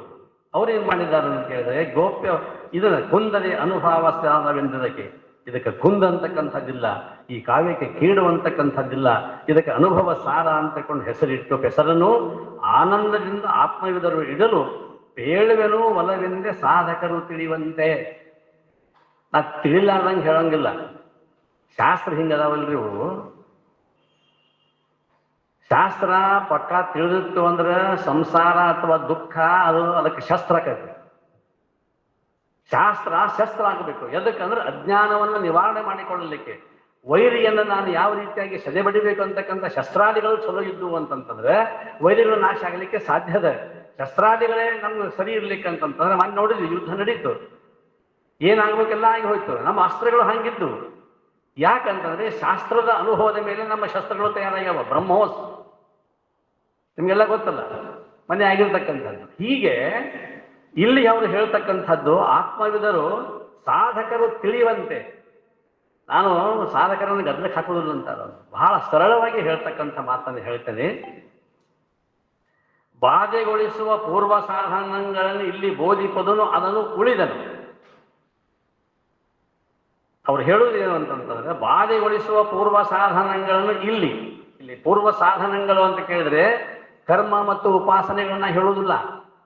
ಅವೆಲ್ಲ ಆಗಿಬಿಟ್ಟಿದಾವ. ಈಗ ಯಾಕೆ ಆಗಿದಾವ ಅಂತಂದ್ರೆ ಅದನ್ನು ದಾಟಿ ನಾವು ಬಂದಿದ್ದೀವಿ. ನಿಮಗೆಲ್ಲ ಗೊತ್ತಿರಬೇಕು, ಈ ಬ್ರಹ್ಮಸೂತ್ರ ಬಹಳ ಅದ್ಭುತವಾಗಿ 500 ಸೂತ್ರಗಳಿದಾವ. ಅದರಲ್ಲಿ ಮೊದಲನೆಯ ಸೂತ್ರವೇ ಅಥಾತೋ ಬ್ರಹ್ಮ ಜಿಜ್ಞಾಸ. ಇದು ಒಂದೇ ಸೂತ್ರವನ್ನೇ ನಾವು ಜೀವನದ ತುಂಬಲೂ ಕೂಡ ಕೇಳ್ಕೊಂತ ಹೋದ್ರೆ ಮುಗಿಯಂಗಿಲ್ಲ, ಆಗುವುದೂ ಇಲ್ಲ. ಅಥಾತೋ ಬ್ರಹ್ಮ ಜಿಜ್ಞಾಸ ಎಂಬಲ್ಲಿ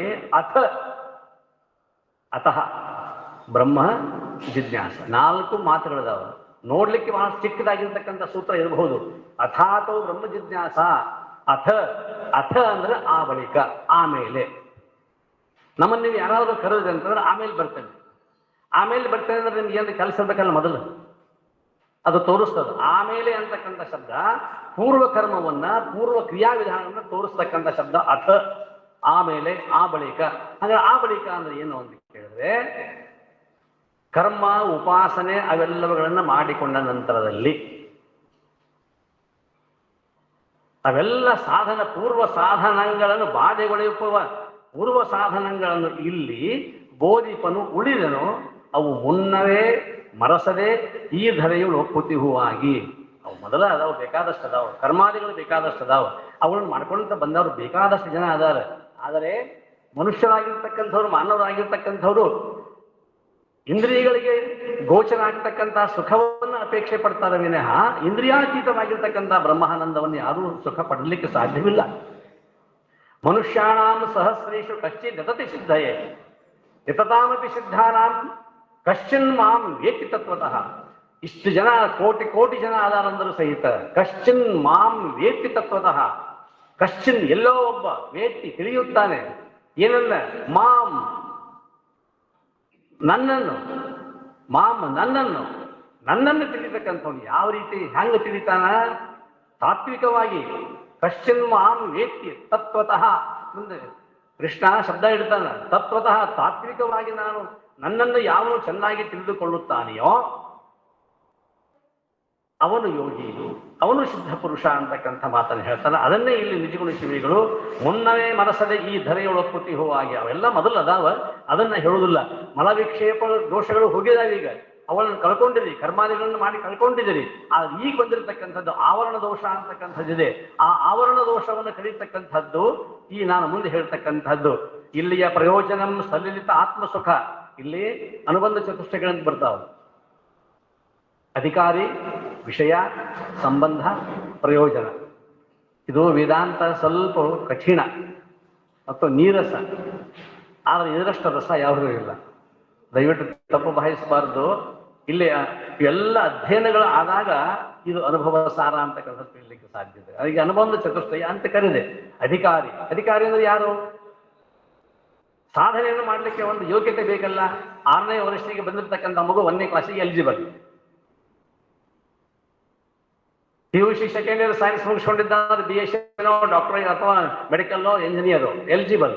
ಹಂಗೆ ಈ ವೇದಾಂತಕ್ಕೆ ಆತ್ಮಜ್ಞಾನಕ್ಕೆ ಎಲಿಜಿಬಲ್ ಆಗಿರ್ತಕ್ಕಂಥವ್ನು ಯಾವ, ಅವನಿಗೆ ಅಧಿಕಾರಿ ಅಂತ ಕರೀತಾರೆ. ಅಧಿಕಾರಿ ಲಕ್ಷಣ ಏನು? ನಿತ್ಯ ವಸ್ತು ವಿವೇಕ, ವೈರಾಗ್ಯ, ಕ್ಷಮಾಧಿಷಡ್ ಸಂಪತ್ತು, ಮುಮುಕ್ಷತ್ವ, ಇವೆಲ್ಲವುಗಳು ಕೂಡ 4 ಸಾಧನೆಗಳದಾವ. ಆ ಅಧಿಕಾರಿಗಳ ಲಕ್ಷಣಗಳದಾವ. ಇಷ್ಟಾದ ನಂತರದಲ್ಲಿ ಇವ ಅಧಿಕಾರಿ ಆದ. ಹಾಗಾದ್ರೆ ಅಧಿಕಾರಿ ಇವನು ಸಚ್ಚಿಷ್ಯ ಅಂತ ಅವರು ಹೇಳ್ತಾರೆ. ಇಲ್ಲಿ ಇರ್ತಕ್ಕಂಥದ್ದು ಇಲ್ಲಿ ಪ್ರಯೋಜನಂ ಸಲ್ಲಿತ ಆತ್ಮಸುಖ. ಈ ಕಾವ್ಯದಿಂದ, ಈ ಗ್ರಂಥದಿಂದ ಏನ್ ಪ್ರಯೋಜನ ಅಂತ ಕೇಳಿದ್ರೆ ಆತ್ಮಸುಖ. ಯಾವ ಲಾಭ? ಜ್ಞಾನ ಮಾಡಿಕೊಳ್ಳುವುದೇ ಆತ್ಮಸುಖ ಅಂತಕ್ಕಂಥದ್ದು. ಇಲ್ಲಿಯ ಪ್ರಯೋಜನ ಸಲ್ಲಿತ ಆತ್ಮಸುಖ. ಇಲ್ಲಿ ಜೀವೇಶ್ವರ ಏಕತ್ವವುದು ವಿಷಯ. ಈ ವಿಷಯ ಯಾವುದು ಅಂತ ಕೇಳಿದ್ರೆ ಜೀವ ಮತ್ತು ಈಶ್ವರ ಅವರಿಬ್ಬರು ಐಕ್ಯವಾಗ್ತಕ್ಕಂಥದ್ದು.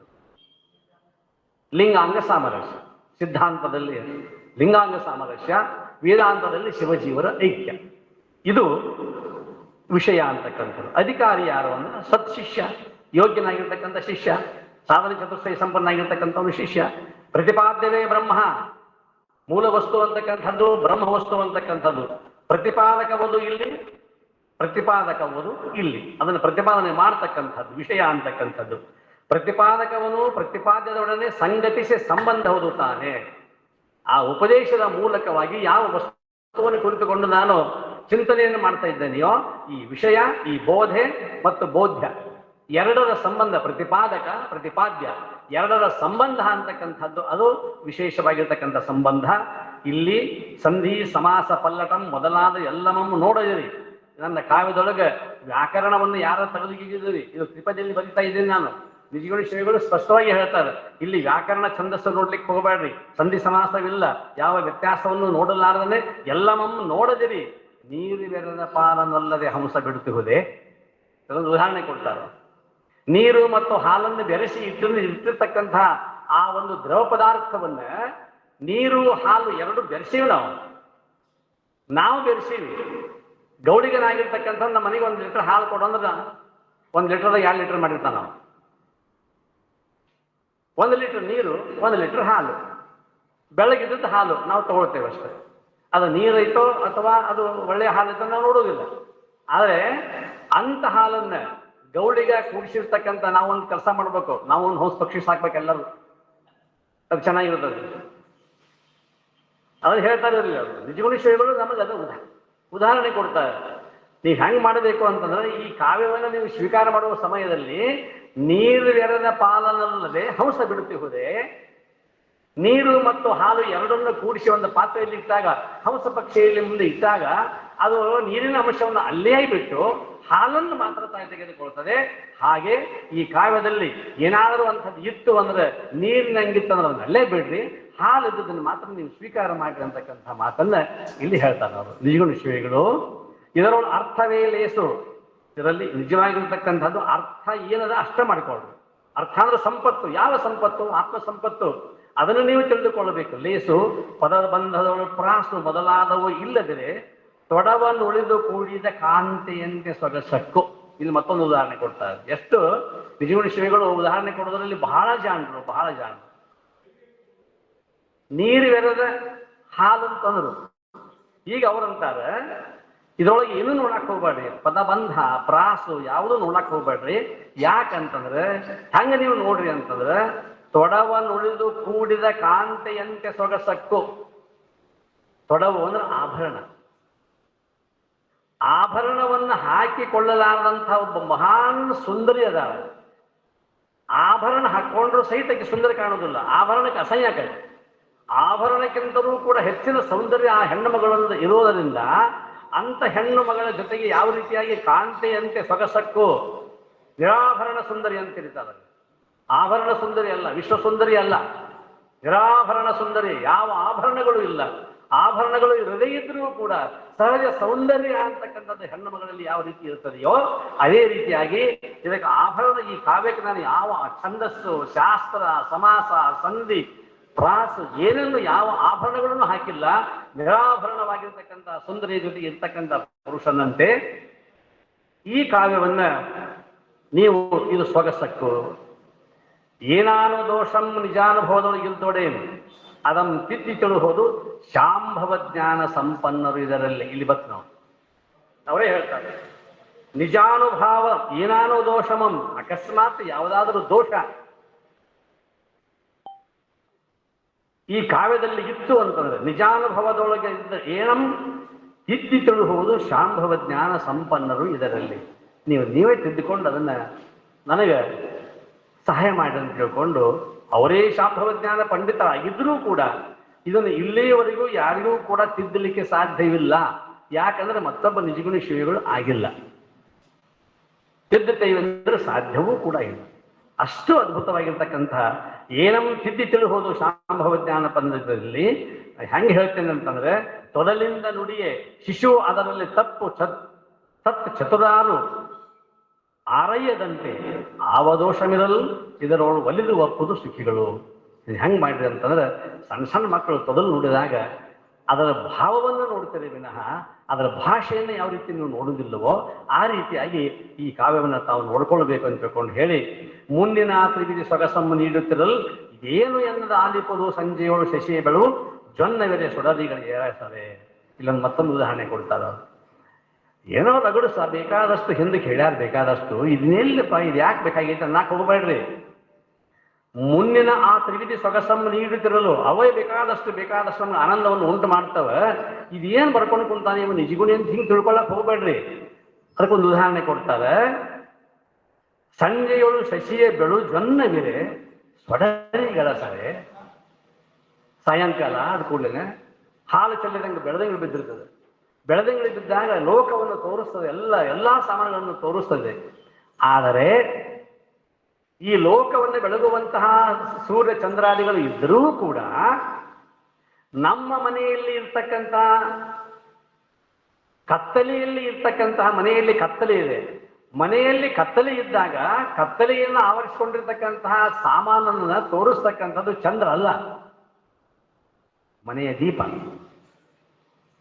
ಹೆಂಗ ಒಂದು ಮನೆಯ ದೀಪ ಒಳಗಿನ ಸಾಮಾನುಗಳನ್ನು ತೋರಿಸ್ತದೆಯೋ ಹಾಗೆ ನಂದೊಂದು ಕಾವ್ಯ ಅನುಭವ ಸಾರ ಅಂತಕ್ಕಂಥ ಒಂದು ದೀಪದ ಕಾವ್ಯ ಇದು ಚಂದ್ರ ಅಂತ ತಿಳ್ಕೊಳ್ಳಕ್ ಹೋಗ್ಬೇಡಿ. ನಿಮ್ಮ ಮನೆಯಲ್ಲಿ ಇರ್ತಕ್ಕಂಥ ಒಂದು ಇಟ್ಟಿರ್ತಕ್ಕಂಥ ಒಂದು ಮೊಂಬತ್ತಿ ಅಂತ ತಿಳ್ಕೊಳ್ಳಿ, ಜಗಲಿ ಮೇಲೆ ಹೆಚ್ಚಿರ್ತಕ್ಕಂಥ ಒಂದು ದೀಪ ಅಂತ ತಿಳ್ಕೊಳ್ರಿ. ಹಾಗೆ ಶಶಿಯ ಬೆಳು ಜೊನ್ನವಿರೆ ಸೊಡರಿಗಳ ಸರೆ. ಒಂದು ದೀಪಕ್ಕೆ ಮನೆಯಲ್ಲಿರ್ತಕ್ಕಂಥ ಸಾಮಾನು ನೋಡ್ಲಿಕ್ಕೆ ಒಂದು ದೀಪವನ್ನು ನಾವು ಹೆಂಗೆ ಅಪೇಕ್ಷೆ ಪಡ್ತೀವೋ ಹಾಗೆ ಸಂಸ್ಕೃತಿಯ ಸಮ್ಮತವಾದ ಕಥೆಯಂ ಇದನ್ನು ಅತಿಶಯಿಸಿ ಕೇಳುವುದು ಅರಸಿನಪ್ಪದಳು ಸಂಗತವಾದ ರಾಯಸದವೋರು. ನೋಡ್ರಿ ಇಲ್ಲಿ ಏನ್ ಹೇಳ್ತಾರಂತಂದ್ರೆ, ಶ್ರುತಿ ಇರಲಿ, ಸಂಸ್ಕೃತಿಯ ಅಂದ್ರೆ ಗೀತಾದಿ ಸಂಸ್ಕೃತಿಗಳು ಇವೆಲ್ಲ ಸ್ಮೃತಿ ಗ್ರಂಥಗಳು ಸಮ್ಮತವಾದ ಕಥೆಯಂ ಇದನ್ನು ಅತಿಶಯಿಸಿ ಕೇಳುವುದು ಅರಸಿನಪ್ಪದಳು ಸಂಗತವಾದ ರಾಯಸದವೋಲ್. ಮತ್ತೊಂದು ಉದಾಹರಣೆ ಕೊಡ್ತಾರೆ. ಇದು ಹೆಂಗೈತೆ ಅಂತ ಕೇಳಿದ್ರೆ, ಅರಸನ ಮುದ್ರಿಕೆಯನ್ನು ಹೊಂದಿಕೊಂಡಿರ್ತಕ್ಕಂತಹ ರಾಜ ಒಂದು ಫರ್ಮಾನು ಹೊರಡಿಸಿದ ಅಂತಂದ್ರೆ ಸುಮ್ಮನೆ ಸಾದಾ ಪತ್ರದ ಮೇಲೆ ಹೊರಡಿಸೋದಿಲ್ಲ. ರಾಜಮುದ್ರೆಯನ್ನು ಒತ್ತಿ ಅದನ್ನು ಹೆಂಗ ಬಿತ್ತರಿಸ್ತಾನೋ ರಾಜ್ಯದ ತುಂಬಲು ಕೂಡ. ಯಾಕೆ ಅಂತ ಕೇಳಿದ್ರೆ ಅದಕ್ಕೆ ರಾಜಮುದ್ರೆ ಅಂತಕ್ಕಂಥದ್ದಿದೆ, ಅದಕ್ಕೆ ಬೆಲೆ ಅಂತಕ್ಕಂಥದ್ದಿದೆ, ಅದು ಶಿಕ್ಕ ಇದೆ. ಅದರ ಮೂಲಕವಾಗಿ ಅದು ರಾಯಸದ ಓಲ್, ರಾಜ ಹೊರಡಿಸಿರ್ತಕ್ಕಂತಹ ರಾಜ್ಯ ಮುದ್ರೆಯನ್ನು ಹೊಂದಿಕೊಂಡಿರ್ತಕ್ಕಂತಹ ರಾಜಸ ಪತ್ರ ಇದ್ದ ಹಾಗೆ ಇದು ಕೂಡ ಇದೊಂದು ಹುಕುಂ. ಯಾರ ಹುಕುಂ ಅಂದ್ರೆ ಶಂಭುಲಿಂಗನ ಹುಕುಂ ಅಂತಕ್ಕಂಥದ್ದು, ಶಂಭುಲಿಂಗನ ಆರ್ಡರ್ ಅಂತಕ್ಕಂಥದ್ದು. ಅವನ ಮುದ್ರೆ ಬಿದ್ದಿದೆ, ಆ ಮುದ್ರೆ ಒತ್ತಿದ್ದರಿಂದ ಆ ಮುದ್ರಾಂಕಿತವಾಗಿರ್ತಕ್ಕಂಥ ನನ್ನ ಮಾತು, ಆ ಮುದ್ರಾಂಕಿತ ಪತ್ರ ಅದನ್ನು ರಾಯಸದ ಓಲ್, ಅದು ರಾಜಪತ್ರ ಅಂತ ತಿಳ್ಕೊಂಡು ಡಂಗುರವನ್ನು ಸಾರಿದಂತೆ ಅಂಥ ನನ್ನ ಮಹಾಕಾವ್ಯ ಗುರುಬೋಧೆಯಂ ಪರಾಪರವಪ್ಪ ಚಿತ್ತು ತನ್ನಿರವೆಂದು ನಿಜವನ್ನಿರದ ನಿಜಗುಣ ಯೋಗಿ ವಿರಚಿಸಿದನು. ಈ ಕೃತಿಯನ್ನಿರಲಿ ತಮ್ಮ ಬಗ್ಗೆ ಹೇಳ್ಕೊಡ್ತಾರ. ಎಂಥವರು ಅಂತ ಕೇಳಿದ್ರೆ ನಿಜವನ್ನರಿದ ನಿಜಗುಣ ಯೋಗಿ. ನಿತ್ಯ ವಸ್ತು ಯಾವುದಿದೆಯಲ್ಲ ಆ ನಿತ್ಯ ವಸ್ತುವನ್ನು ಅರಿತಿರ್ತಕ್ಕಂತಹ ನಿಜಗುಣ ತಮ್ಮ ಬಗ್ಗೆ ಹೇಳ್ಕೊಳ್ತಾರ ಅವರು. ಅದು ಹೆಮ್ಮೆಯವರಿಗೆ. ಯಾಕಂತಂದ್ರೆ ಶಂಭುಲಿಂಗನ ಒಲುಮೆಯನ್ನು ಪಡೆದುಕೊಂಡಿರ್ತಕ್ಕಂತಹ ಅವರಿಗೆ ಅಷ್ಟು ಆನಂದ ಆಗಿದೆ. ನನ್ನ ಗುರು ಪರಮಾತ್ಮ ಅಂತಕ್ಕಂಥವನು ಶಂಭುಲಿಂಗ ಅಂತಕ್ಕಂಥ ಆ ಶಿವಲಿಂಗ ಅಂತಕ್ಕಂಥದ್ದು ನನ್ನಲ್ಲಿ ಹೊಕ್ಕು ನನ್ನಲ್ಲಿರ್ತಕ್ಕಂಥ ಅಜ್ಞಾನವನ್ನು ಕಳೆದು ನನ್ನನ್ನು ಜ್ಞಾನಿಯನ್ನಾಗಿ ಮಾಡಿದೆ. ಅಂಥ ಯಾವುದು ನಿಜವನ್ನರಿದ ನಿಜಗುಣ ಯೋಗಿ ವಿರಚಿಸಿದನು ಈ ಕೃತಿಯನ್ನಿರಲಿ, ಈ ಕೃತಿಯನ್ನ ನಿಜಗುಣ ಶಿವಗಿ ವಿರಚಿಸಿದ ಅಂತ ತಿಳ್ಕೊಂಡು ಇನ್ನು ಮುಂದೆ ಹೇಳ್ತಾರೆ. ಬಹಳ ಸುಂದರವಾಗಿರ್ತಕ್ಕಂಥ ಸಂವಾದ ಇನ್ನು ಪ್ರಾರಂಭ ಆಗ್ತದೆ. ಗ್ರಂಥದ ಕುರಿತಾಗಿ ನಾವು ಹೇಳಿದ್ವಿ, ನಿಜಗುಣ ಶಿವಗಳ ವ್ಯಕ್ತಿತ್ವವನ್ನು ಕುರಿತಾಗಿ ಅವರೇ ಹೇಳಿಕೊಂಡಿರ್ತಕ್ಕಂಥದ್ದು. ಇನ್ನು ಮುಂದೆ ಗುರು ಸರ್ವ ಸುಖದೊಳು ಒಪ್ಪಿರಲು ಓರ್ವ ಶಿಷ್ಯನು ಆದರದಿಂದ ಬಂದು ಎರಗಿ ಬೆಸಗೊಂಡನು. ಲೋಕಾಭಿರಾಮವಾಗಿ ಆನಂದದಿಂದ ಬ್ರಹ್ಮಜ್ಞಾನಿಗಳು ಎಲ್ಲ ಒಂದು ಕಡೆ ಕೂತಿದ್ದಾರೆ. ಕೂತ ಹೊತ್ತಿನೊಳಗೆ ಒಬ್ಬ ಗುರು ಪರಮಾತ್ಮ ತನ್ನ ಇರುವಿಕೆಯಲ್ಲಿ ತನ್ನ ಆನಂದದಲ್ಲಿ, ಯಾಕಂತಂದ್ರೆ ಎಲ್ಲರೂ ತಪಸ್ವಿಗಳು, ಅರಣ್ಯದಲ್ಲಿರ್ತಕ್ಕಂಥ ಅರಣ್ಯೌಕಸಹ ಅಂತ ಕರೀತಾರೆ. ಅರಣ್ಯದಲ್ಲಿರ್ತಕ್ಕಂಥವ್ರು ಅವ್ರದ್ದು ಯಾವಾಗಲೂ ಕೂಡ ಚಿಂತನೆ ಚಿಂತನೆ ಬ್ರಹ್ಮಚಿಂತನೆ ಬ್ರಹ್ಮ, ಅದನ್ನು ಬಿಟ್ಟು ಮತ್ತೊಂದು ಏನೂ ಇಲ್ಲ. ಸುಮ್ಮನೆ ನಿಮಗೆ ಹೇಳ್ತೇನೆ, ನಾನು ಸಿದ್ದೇಶ್ವರ ಅಪ್ಪಗಳು ಮಲಕೊಂಡಾಗ ಅಷ್ಟೇ ಸುಮ್ಮನೆ ಇರ್ತಿದ್ರು. ಮಲಕೊಂಡಾಗ ನಾವು ಯಾರು ಇರ್ತಿರ್ಲಿಲ್ಲ, ಜೊತೆಗೆ ಯಾರು ಇರ್ತೀವಿ ಅಂದ್ರೆ ಚಿಂತನೆ ಪ್ರಾರಂಭ. ಎಲ್ಲೇ ಇರಲಿ, ಗಾಡಿಯೊಳಗಿರಲಿ, ತಿರುಗಾಡ್ತಾ ಇರಲಿ, ಅಥವಾ ಎಲ್ಲಿ ನಾವು ಎಲ್ಲೆಲ್ಲಿ ತಿರುಗಾಡ್ತಿದ್ವಿ, ಜೊತೆಗಿದ್ದವ್ರ ಜೊತೆಗೆ ಯಾವಾಗಲೂ ಚಿಂತನೆ. ಒಬ್ಬ ವೈದ್ಯರು ಬಂದರು ಅಂದ್ರೆ ವೈದ್ಯಕೀಯ ಕ್ಷೇತ್ರದ ಬಗ್ಗೆ ಚಿಂತನೆ, ವಿಜ್ಞಾನಿ ಬಂದ ಅಂದ್ರೆ ವಿಜ್ಞಾನಿಗಳ ಜೊತೆಗೆ ಆ ವಿಜ್ಞಾನದ ಅದರ ಬಗ್ಗೆ ಚಿಂತನೆ ಅಂತಕ್ಕಂಥದ್ದು, ಖಗೋಳ ಶಾಸ್ತ್ರದಲ್ಲಿ ಬಂದಿರುವಂಥದ್ದು ಅದರ ಬಗ್ಗೆ ಚಿಂತನೆ ಅಂತಕ್ಕಂಥದ್ದು. ಒಬ್ಬ ಜ್ಯೋತಿಷಿ ಬಂದ ಅಂದ್ರೆ ಜ್ಯೋತಿಷ್ಯ ಜ್ಞಾನ ಅದೆಲ್ಲ ಕೂಡಿ ಗಂಟು ಕಟ್ಟೆ ಎಲ್ಲರೂ ಒಗಿಬೇಕು, ಅಂಥ ಜ್ಯೋತಿಷ್ಯ ಶಾಸ್ತ್ರ ಅವರಲ್ಲಿತ್ತು. ಗಣಿತ ಶಾಸ್ತ್ರದಲ್ಲಿ ಬಂದಿರುವಂತಂದ್ರೆ ಎಂಥವರು ಕೂಡ, ಗಣಿತ ಅಂತೂ ಅದ್ಭುತ ಇತ್ತು ಸಿದ್ದೇಶ್ವರಪ್ಪಗಳು, ಅಷ್ಟು ಅದ್ಭುತವಾಗಿರ್ತಕ್ಕಂಥ ಗಣಿತ ಶಾಸ್ತ್ರ. ಇದು ಇಲ್ಲ ಅನ್ನೋ ಹಾಗಿಲ್ಲ. ಏಕವಿಜ್ಞಾನ ಯಾಕಂತ ಕೇಳಿದ್ರೆ ಏಕವಿಜ್ಞಾನೇನ ಸರ್ವವಿಜ್ಞಾನ ಭವತಿ. ಒಂದನ್ನು ಅವರು ಅರ್ಥ ಮಾಡಿಕೊಂಡಿದ್ರು, ಒಂದನ್ನು ತಿಳಿದುಕೊಂಡಿದ್ರು, ಆ ಒಂದರಲ್ಲಿ ಎಲ್ಲವೂ ಇದೆ ಅಂತಕ್ಕಂಥ ದೃಷ್ಟಿಯಿಂದ ಹಾಗೆ ಸಿದ್ದೇಶ್ವರಪ್ಪಗಳು ಎಲ್ಲವನ್ನು ಯಾಕೆ ತಿಳಿದಿದ್ರು ಅಂದ್ರೆ ಒಂದನ್ನೇ ಏನು ತಿಳ್ಕೊಂಡ್ಬಿಟ್ಟಿದ್ರಲ್ಲ, ಅದು ಒಂದರಲ್ಲಿ ಎಲ್ಲವೂ ಇತ್ತು. ಆದ್ದರಿಂದ ಅವ್ರಿಗೆ ಈ ಶಾಸ್ತ್ರ ಗೊತ್ತಿಲ್ಲ ಅಂತ ಅನ್ನೋ ಹಾಗಿಲ್ಲ. ಆದರೆ ಇವ್ರಿಗೇನೋ ಗೊತ್ತಿಲ್ಲ, ಏನೋ ಪ್ರಶ್ನೆ ಕೇಳಾಕತ್ತೀರಿ ತಿಳ್ಕೊಂಡು ನಾವು ಮಳ್ಳರನ್ನು ಮಾತಾಡಿದ್ರೆ ನಮ್ಮನ್ನ ಮಳ್ಳರನ್ನಾಗಿ ಮಾತಾಡಿಸ್ತಿದ್ರು. ಅಷ್ಟು ಶಕ್ತಿ ಅಂತಕ್ಕಂಥದ್ದು ಅವರಲ್ಲಿ ಇತ್ತು. ಹಂಗ ಇಲ್ಲಿ ಗುರುಗಳಾಗಿರ್ತಕ್ಕಂಥವ್ರು ಆನಂದವಾಗಿ ತಮ್ಮ ನಿಜಾನಂದದಲ್ಲಿ ಕೂತಿದ್ದಾರೆ. ಗುರು ಸರ್ವ ಸುಖದವರು ಒಪ್ಪಿರಲು, ಸರ್ವ ಸುಖ ಅಂತಂತಂದ್ರೆ ಬ್ರಹ್ಮಾನಂದ ಸುಖ ಅಂತಕ್ಕಂಥದ್ದು, ಅದರ ಮುಂದೆ ಯಾವ ಸುಖ ಅಂತಕ್ಕಂಥದ್ದಿಲ್ಲ. ಸರ್ವ ಸುಖದವರು ಒಪ್ಪಿರಲು ಓರ್ವ ಶಿಷ್ಯನು ಆದರದಿಂದ ಬಂದು ಎರಗಿ ಬೆಸಗೊಂಡನು. ಒಬ್ಬ ಶಿಷ್ಯ ಬಂದು ನಮಸ್ಕಾರ ಮಾಡಿ ಕೇಳ್ಕೊಳ್ತಾನೆ, ಬೆಸಗೊಂಡನು, ಕೇಳ್ಕೊಂಡ. ಅದಕ್ಕಾಗಿ ನಮಗೆ ತಿಳ್ಕೊಳ್ಬೇಕಂತ ಅನೀಕ್ಷೆ ಇತ್ತು ಅಂತಂತಂದ್ರೆ ಹೋಗು, ಬ್ಯಾಡ ಅಂದ್ರೆ ನೀನು ಎಲ್ಲಿ ಬೇಕಾದಲ್ಲಿ ಕೂತ್ಕೋ, ಜ್ಞಾನ ಆಗೋದಿಲ್ಲ.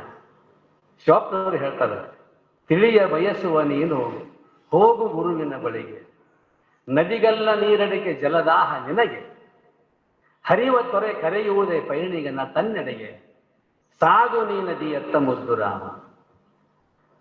ನದಿ ಕಡೆಗೆ ನಾನು ಹೋಗಬೇಕು, ನದಿ ನನ್ನ ಮನೆ ಕೈ ಬರುವುದಿಲ್ಲ, ನನ್ನ ಕಡೆ ಆ ನದಿ ಬರುವುದಿಲ್ಲ. ತಿಳಿಯ ಬಯಸುವ ನೀನು ಹೋಗು ಗುರುವಿನ ಬಳಿಗೆ. ಅಂತ ಒಬ್ಬ ಶಿಷ್ಯ ಇಲ್ಲಿ ಬಂದ. ಗೀತೆಯಲ್ಲಿ ನೋಡ್ತೀರಿ ನೀವು, ಎಲ್ಲಿವರೆಗೆ ಶಿಷ್ಯಸ್ತೇಹಂ ಶಾಢಿಮಾಂ ತ್ವಾಂ ಪ್ರಪನ್ನಂ ಅನ್ಲಿಲ್ಲವೋ,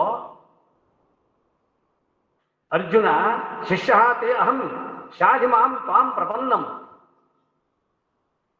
ನಾನು ಶಿಷ್ಯನಾಗಿ ಬಂದಿದ್ದೇನೆ. ಮಾವ ಇಲ್ಲ, ಅಳೆಯ ಇಲ್ಲ, ಯಾವ ಸಂಬಂಧವೂ ಇಲ್ಲ, ಅಳೆಯ ಇಲ್ಲ, ಗೆಳೆಯ ಇಲ್ಲ, ಎರಡೂ ಇಲ್ಲ. ಸಖ ಅಂತಕ್ಕಂಥ ಒಂದಿತ್ತು, ಭಾವನೆ ಇತ್ತು. ನನ್ನ ಮಾವ ಅಳಿಯ ಅಂತಕ್ಕಂಥ ಭಾವ ಇತ್ತು. ಯಾವಾಗ ಜ್ಞಾನವನ್ನು ಮಾಡಿಕೊಳ್ಬೇಕಾಗಿರ್ತಕ್ಕಂಥ ಪ್ರಸಂಗ ಬಂತೋ ಅವಾಗ ಹೇಳ್ತಾನೆ, ಶಿಷ್ಯಸ್ತೇಹಂ ಶಾಧಿಮಾಂ ತ್ವಾಂ ಪ್ರಪನ್ನಂ, ನಾನು ನನ್ನ ಶಿಷ್ಯನಾಗಿ ಬಂದಿದ್ದೇನೆ ಅಂತಂದಾಗ ಉಪದೇಶ ಪ್ರಾರಂಭ ಆಯಿತು. ಎಲ್ಲಿಯವರೆಗೆ ಶಿಷ್ಯ ಅನ್ನುವಂಥ ಶಬ್ದ ಅರ್ಜುನನ ಮುಖದಿಂದ ಬರಲಿಲ್ಲವೋ ಅಲ್ಲಿವರೆಗೆ ಉಪದೇಶ ನಡೆಯಲಿಲ್ಲ. ಅಲ್ಲಿವರೆಗೆ ನಡೆದಿತ್ತು, ಅವ ಅಲ್ಲಿ ನಿಂತಾನ, ಇವ್ ಇಲ್ಲಿ ನಿಂತಾನ, ಅವ ಅಲ್ಲಿ ನಿಂತಾನ. ವ್ಯಾಸ ಬಹಳ ಜಾಣ, ಬಹಳ ಶಾಣೆ. ಹಾಗೆ ಇಲ್ಲಿ ಸರ್ವ ಸುಖದವಳು ಒಪ್ಪಿರಲು ಶಿಷ್ಯ ಒಬ್ಬ ಬಂದ. ಅವೆಂಥವದನ್ನ ಗುರು ಅಂತ ಕೇಳಿದ್ರೆ ಕರುಣ, ಸತ್ಕಲೆ, ಗುರುವಿನ ಲಕ್ಷಣ ಹೇಳ್ತಾನೆ. ಇದು ನನಗೆ ಅನಿಸ್ತದೆ ಒಂದು ಉಪನ್ಯಾಸದಲ್ಲಿ ಇದು ಮುಗಿಲಿಕ್ಕೆ ಸಾಧ್ಯವಿಲ್ಲ, ಆದರೂ ಸಹಿತ ನಾವು ಮುಗಿಸಲೇಬೇಕು. ಸಾಗರವನ್ನು ಕುಡಿದು ಮುಗಿಸ್ಬೇಕಾಗಿದೆ, ಹೆಂಗೆ ಕೊಡೋರು, ಕುಡಿಲಿಕ್ಕೆ ಸಾಧ್ಯವಿಲ್ಲ. ಆದರೂ ಕರುಣ, ಸತ್ಕಲೆ, ಶಾಸ್ತ್ರ ಪರಿಣತೆ, ನಿರಾಸೆ, ಸೌಂದರ್ಯತೆ, ಸುಮುಖತ್ವ, ಸುಗುಣ, ಸುಜ್ಞಾನಗಳು ಇರಲು ಅವನೇ ಸೇವೆ ಗುರುವಕ್ಕು. ಸೇವೆಯನ್ನ ಮಾಡಿಸಿಕೊಳ್ಳಲಿಕ್ಕೆ ಯಾವ ಗುರು ಯಾವನು ಯೋಗ್ಯತೆಯನ್ನು ಪಡ್ಕೊಂಡಿದ್ದಾನ, ಅರ್ಹತೆ ಪಡ್ಕೊಂಡಿದ್ದಾನ ಅಂತ ಕೇಳಿದ್ರೆ ಅವನಲ್ಲಿ ಕರುಣೆ ಅಂತಕ್ಕಂಥದ್ದು ಇರಬೇಕು. ಸರ್ವಭೂತ ಹಿತೇರತಾಹ ಅನ್ನುವಂಥ ದಯವಿರಬೇಕು ಸಕಲ ಪ್ರಾಣಿಗಳಲ್ಲಿ, ದಯವಿರಬೇಕು ಸಕಲ ವಸ್ತುಗಳನ್ನು ತಿಳ್ಕೊಂಡು ಶರಣಂತಾರೆ. ಆ ರೀತಿಯಾಗಿ ಕರುಣ ಸತ್ಕಲೆ. ಸತ್ಕಲೆ ಅಂದ್ರೆ ಆ ಬ್ರಹ್ಮ ಸ್ವರೂಪದ ಲಕ್ಷಣ, ಅದಕ್ಕೆ ಸತ್ಕಲೆ ಅಂತ ಕರೀತಾರೆ. ಸತ್ಕಲೆ ಅಂದ್ರೆ ಚಂದ ಇರಬೇಕು, ಹಂಗಿರ್ಬೇಕು, ಹಿಂಗಂತಲ್ಲ. ಸತ್ಕಲೆ ಆ ರೀತಿಯಾಗಿರ್ತಕ್ಕಂಥದ್ದು. ಶಾಸ್ತ್ರ ಪರಿಣತೆ ಶ್ರೋತ್ರಿಯತ್ವ, ಶ್ರುತಿಗಳ ಅಧ್ಯಯನ ಇರಬೇಕು, ಕೃತಿಗಳ ಅಧ್ಯಯನ ಇರಬೇಕು. ಸುಜ್ಞಾನಗಳು ಇರಲು ಅವನೇ ಸುಜ್ಞಾನ. ಸುಜ್ಞಾನ ಯಾವುದು ಅಂತಂದ್ರೆ ಪುಣ್ಯಮಯ ಶರೀರ, ಪುಣ್ಯಮಯ ಶರೀರ. ಸೌಂದರ್ಯ, ಸುಮುಖತ್ವ, ಸುಜ್ಞಾನಗಳು ಇರಲು ಅವನೇ ಸೇವೆ ಗುರುವಕ್ಕು. ಇಲ್ಲಿ ಪುಣ್ಯಮಯ ಶರೀರ ಅಂತಕ್ಕಂಥದ್ದು ಸೌಂದರ್ಯ ಇರಬೇಕು. ಸೌಂದರ್ಯ ಇರಬೇಕು ಅಂತಂದ್ರೆ ಹೊರಗಿನ ಸೌಂದರ್ಯ ಎಲ್ಲ, ನಿಜವಾದ ಸತ್ಯಂ ಶಿವಂ ಸುಂದರಂ ಆಗಿರ್ತಕ್ಕಂಥದ್ದು ಯಾವುದು ಅಂತ ಕೇಳಿದ್ರೆ ಬ್ರಹ್ಮ ಅಂತಕ್ಕಂಥದ್ದು. ಅಂತ ಬ್ರಹ್ಮ ಲಕ್ಷಣವನ್ನು ಹೊಂದಿಕೊಂಡಿರ್ಬೇಕು. ಹಾಗಾದರೆ ಸುಮುಖತ್ವ ಇವೆಲ್ಲ ಈ ರೀತಿಯಾಗಿರ್ಬೇಕು, ಸುಂದರವಾಗಿರ್ಬೇಕು ಅಂತಂದ್ರೆ ಅಷ್ಟಾವಕ್ರ ಮಹಾಮುನಿ 8 ವಕ್ರವಾಗಿದ್ದ, ಅವನಿಗೆಲ್ಲ ಸೌಂದರ್ಯ ಇತ್ತು. ಆದ್ರೆ ಬ್ರಹ್ಮಜ್ಞಾನಿ. ಹೊರಗಿನ ಲಕ್ಷಣ ಅಲ್ಲ ನೋಡೋದು, ಒಳಗಿನ ಲಕ್ಷಣ ಅಂತಕ್ಕಂಥದ್ದು ಬ್ರಹ್ಮಜ್ಞಾನದ ಲಕ್ಷಣವನ್ನು ತಿಳ್ಕೊಂಡಿರ್ತಕ್ಕಂಥವನು. ಅಂಥವನಿಗೆ ಗುರುವಕ್ಕು ಅಂತ ತಿಳ್ಕೊಂಡು ಅಂತ ಹೇಳಿದ್ರು. ಹಾಗಾದ್ರೆ ಶಿಷ್ಯ ಹೇಗಿರಬೇಕು? ಗುರುದೇವತಾ ಭಕ್ತಿ, ಗುರುವಿನ ಮೇಲೆ ಅಪಾರವಾಗಿರ್ತಕ್ಕಂಥ ಭಕ್ತಿ ಇರಬೇಕು. ವರವೇದ ವಿಧಿನಿಷ್ಠೆ, ಅಲ್ಲಿ ವೇದಗಳಲ್ಲಿ ಏನೇನು ಹೇಳಿದ್ದಾರೋ, ವಿಧಿ ನಿಷೇಧಗಳನ್ನು ಹೇಳಿದ್ದಾರೋ, ಹೀಗೆ ಮಾಡಬೇಕು, ಹೀಗಿರಬೇಕು, ಹೀಗಿರಬಾರ್ದು ಅಂತ ತಿಳ್ಕೊಂಡು ಹೇಳಿದ್ದಾರಲ್ಲ, ಅದೆಲ್ಲ ಇನ್ನೂ ಸ್ವಲ್ಪ ತರ ಮಾಡ್ರಿ. ನನಗೆ ಭಾಳ ವೇದ ವಿಧಿನಿಷ್ಠೆ ವಿರತಿ ಮುಂತಾದ ವೈರಾಗ್ಯ ಅಂತಕ್ಕಂಥದ್ದು ಇರಬೇಕು. ಮುಂತಾದ ನವ ಸುಚಾರಿತ್ರಗಳ 3 ಹೇಳಿದರು. ಗುರುದೇವತಾ ಭಕ್ತಿ, ವಿಧಿನಿಷ್ಠೆ, ವಿರತಿ, ಶಮೆ, ದಮೆ, ಉಪರತಿ, ಶ್ರದ್ಧಾ, ತಿತಿಕ್ಷಾ, ಸಮಾಧಾನ ಅಂತಕ್ಕಂಥ 9 ಲಕ್ಷಣಗಳನ್ನು ಹೊಂದಿಕೊಂಡಿರ್ಬೇಕು ಇಲ್ಲಿ ಶಿಷ್ಯನಾಗಿರ್ತಕ್ಕಂಥವ್ನು. ಗುರುವಿಗೆ ಒಂದು 5-6 ಲಕ್ಷಣ ಅದಾವ, ಅದಕ್ಕಿಂತ ಜಾಸ್ತಿ ಲಕ್ಷಣ ಶಿಷ್ಯ ಆಗಿರ್ಬೇಕು. ಯಾಕಂತಂದ್ರೆ ಯಾಕಿರ್ಬೇಕಂತಂದ್ರೆ ಗುರು ಆಗಿರ್ತಕ್ಕಂಥವನು ಮೊದಲು ಇವೆಲ್ಲ ತಗೊಂಡ್ ಬಂದ, ನಾವು ಅದಕ್ಕೆ ಕಡಿಮೆ ಅದಾವ. ಗುರು ಆಗಿರ್ತಕ್ಕಂಥವನು ಎಲ್ಲ ಮೊದಲು ತಗೊಂಡ್ ಬಂದಾನ. ಅತ್ಯಾಗಬೇಕಾಗಿತ್ತಂದ್ರೆ ಸೊಸಿ ಮೊದಲು ಸೋಷಾಳ, ಅವೆಲ್ಲ ಅನುಭವ ಅತ್ತಿಯಲ್ಲಿ ಅದಾವ. ಮತ್ತು ಹೊಳ್ಳಿ ಸೊಸಿಗಿರುವಂತ ಲಕ್ಷಣ ಅತ್ತಿಗಿರ್ಬೇಕಂತೇನಿಲ್ಲ. ಹಾಗಿಲ್ಲಿ ಗುರು ಆಗಿರ್ತಕ್ಕಂಥವ್ರು ತಾನು ಇಲ್ಲಿ ಗುರು ಆಗ್ಬೇಕಾಗಿತ್ತು ಅಂದ್ರೆ ಮೊದಲು ಗುರು ಸಾನ್ನಿಧ್ಯದಲ್ಲಿ ತಾನು ಏನ್ ಮಾಡ್ಕೊಳ್ಬೇಕು ಎಲ್ಲವನ್ನೂ ಮಾಡಿಕೊಂಡಿದ್ದಾನೆ. ಆದ್ದರಿಂದ ಅಲ್ಲಿ ಗುರುವಿಗೆ ಇಷ್ಟೇ ಲಕ್ಷಣಗಳನ್ನು ಹೇಳಿ ಶಿಷ್ಯನಿಗೆ ಮಾತ್ರ 9 ರೀತಿಯಾಗಿರ್ತಕ್ಕಂಥ ಲಕ್ಷಣಗಳನ್ನು ಹೇಳ್ತಾನೆ. ಅಷ್ಟು ಅಲ್ಲಿ ಪಾಕಗೊಳ್ಳಬೇಕು, ಪರಿಪಾಕಗೊಳ್ಳಬೇಕಾಗುವ ಶಿಷ್ಯನಾಗಿರ್ತಕ್ಕಂಥವನು. ಈ ರೀತಿಯಾಗಿರ್ತಕ್ಕಂತಹ ಶಿಷ್ಯ ಒಂದು ದಿನದವಳು ಯೋಗಿ ವೃಂದದೊಳಗೂಡಿ ಸುಖದಿಂದ ಒಪ್ಪುತ್ತಿದ್ದೊಡೆ ಆ ಗುರುವರೇಣ್ಯನಂ ಬಂದು ಕಂಡು ಆ ತನುಜನು ಅಲ್ಲಿ. ಎಲ್ಲ ಬ್ರಹ್ಮಜ್ಞಾನಿಗಳು ಕೂತಿದ್ರು. ಅವರನ್ನು ನೋಡಿ, ಗುರುಗಳನ್ನು ನೋಡಿ ಬಹಳ ಖುಷಿ ಅನ್ನಿಸ್ತು ಶಿಷ್ಯನಿಗೆ. ಬಂದು ಏನ್ ಮಾಡ್ತಾನಂತಂದ್ರೆ 2 ಪದವು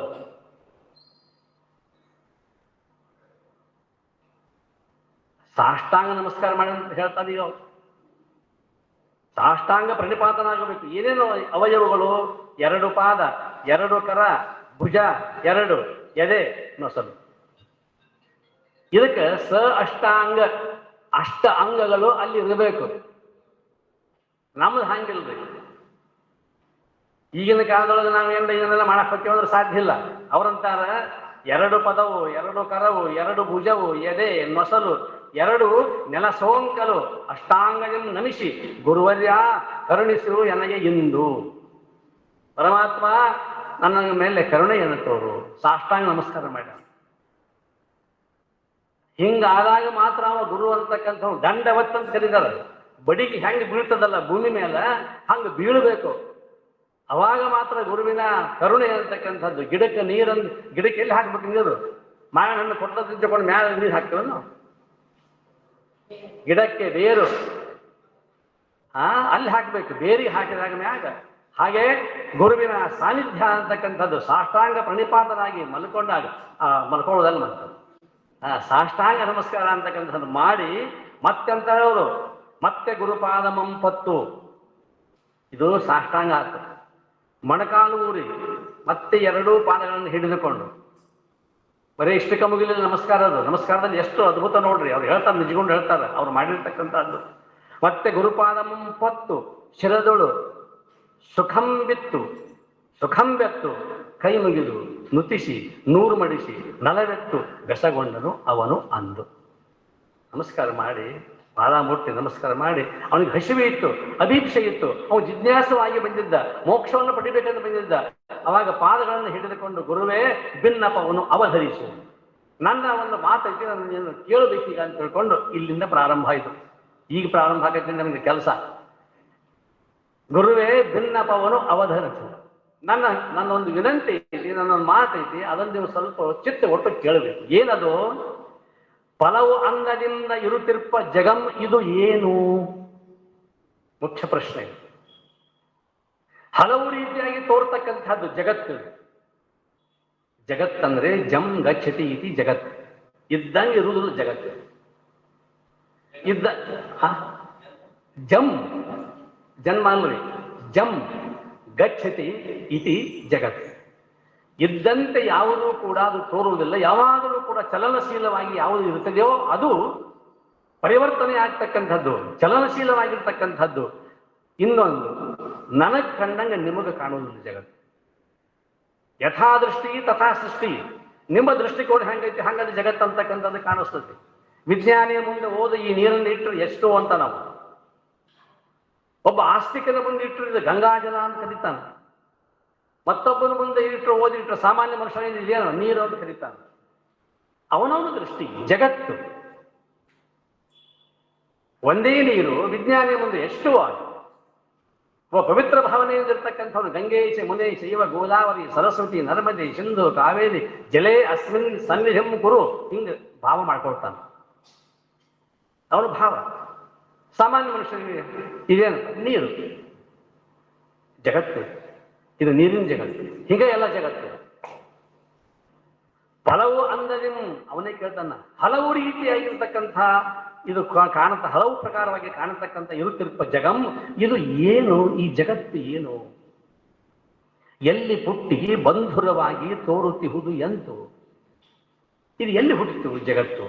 ನಾನು ನೋಡ್ತಾನೆ ಬಂದಿದ್ದೀನಿ, ಅನುಭವಿಸ್ತಾ ಬಂದಿದ್ದೇನೆ. ಹೆಂಗದಿದೆ ಅಂತಂದ್ರೆ, ಎಲ್ಲಿ ಪುಟ್ಟಿ ಬಂಧುರವಾಗಿ ತೋರುತ್ತಿಹುದು ಎಂತು? ಇದು ಖಾಯಂ ಐಟ್ ಅನ್ನುವಂಗೆ ತೋರ್ತದೆ, ಖಾಯಂ ಇಲ್ಲ. ನಿನ್ನಿದ್ದಂಗೆ ಇವತ್ತಿಲ್ಲ, ಇವತ್ತಿದ್ದಂಗೆ ನಾಳೆ ಇಲ್ಲ. ಮುಂಜಾನೆ ನೀವು ಬಂದಿರಿ, ಮುಂಜಾನೆ ಬಂದಂಗೆ ಸದ್ಯ ಇಲ್ಲ. ಕಾಲ ಕ್ರೀಡೆ ಗಚ್ಚತಿ ಆಯುಹು. ನಾಳೆ ಹಿಂಗೆ ಇರ್ತವೆ ಗ್ಯಾರಂಟಿ ಇಲ್ಲ. 20 ವರ್ಷದ ಹಿಂಗೆ ಇರಲಿಲ್ಲ ನಾನು. ಕ್ಷಣ ಕ್ಷಣಕ್ಕೂ ಬದಲಾವಣೆ. ಕ್ಷಣ ಅಂದ ಕೂಡಲಿನ ಒಂದೇ ಶಬ್ದ ಕ್ಷಣ. ಅಕ್ಷರ ಎಷ್ಟು? 2. ಕ್ಷಣ ಎಷ್ಟು ಸಲ ನನಗೆ ಗೊತ್ತಿಲ್ಲ ಈಗ. ಕ್ಷ ಮತ್ತು ನ ಅನ್ನೋದ್ರೊಳಗೆ ಕ್ಷಣದ ಕ್ಷಣ ಹೋಗಿಬಿಟ್ಟಿರ್ತದೆ. ಎಷ್ಟು ಸೂಕ್ಷ್ಮ ಐತಿ. ಕಾಲ ಕ್ರೀಡಿತ ಗಚ್ಚತಿ ಆಯುಹು, ಶಂಕರಾಚಾರ್ಯ ಅಂತ.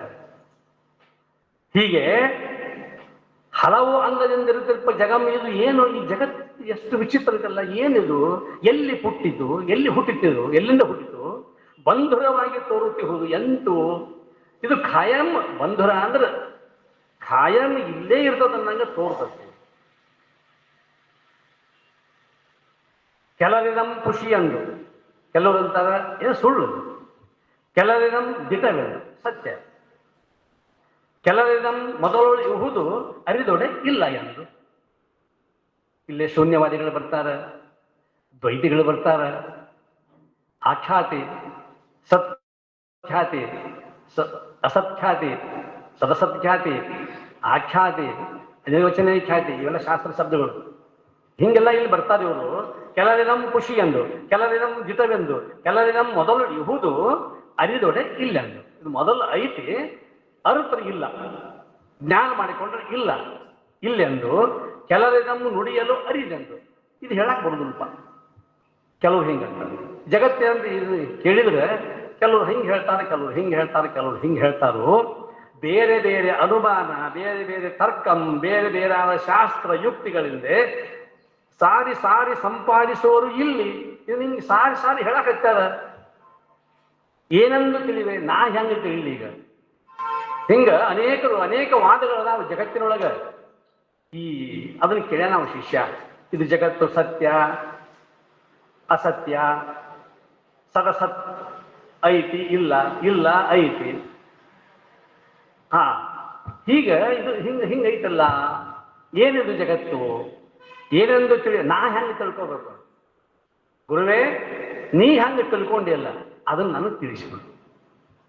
ಯಾಕಂತಂದ್ರೆ ಸುಖದವಳು ಇರಲು ನಿಜಾನುಭಾವದವಳು, ನಿತ್ಯವನ್ನು ಅರಿತಿರ್ತಕ್ಕಂಥವನು, ಅಂಥವನು ಅವನಿದ್ದರಿಂದ ಆ ಗುರುವಿನ ನಾನು ಉದ್ಧಾರ ಆಗ್ತೇನೆ ಅಂತಕ್ಕಂಥ ಮನೋಭಾವ ಇದ್ದದ್ರಿಂದ ಪ್ರಣಿಪಾತನಾಗಿ ಕೇಳ್ಕೊಳ್ತಾ ಇದ್ದಾನೆ. ಏನೆಂದು ತಿಳಿವೆ ನಾನು, ಏನೆಂದು ನಂಬಿ ಸಂಧಾನವ ಮಾಡ್ತೇನೋ, ನಾ ಹೆಂಗೆ ಚಿಂತನೆ ಮಾಡಲಿ, ನಾನು ಹೆಂಗೆ ಸತ್ಯ ವಸ್ತುವನ್ನು ತಿಳಿದುಕೊಳ್ಳಲಿ, ಸಂಧಾನವನ್ನು ಮಾಡ್ತೇನು. ಇದನ್ನೇ ಸತ್ಯಾರ್ಥ ನಿಧಿ ನೀನೇ ಗುರುವರ್ಯ ಕರುಣಿಪದು, ಇದನ್ನು ನೀನೇ ಹೇಳಬೇಕು, ಇದು ಮತ್ತಿನ್ಯಾದರೂ ಅದರಿಂದ ಕೂಡ ಸಾಧ್ಯವಿಲ್ಲ ಅಂತಕ್ಕಂಥ ಮಾತನ್ನು ಹೇಳ್ತಾನೆ.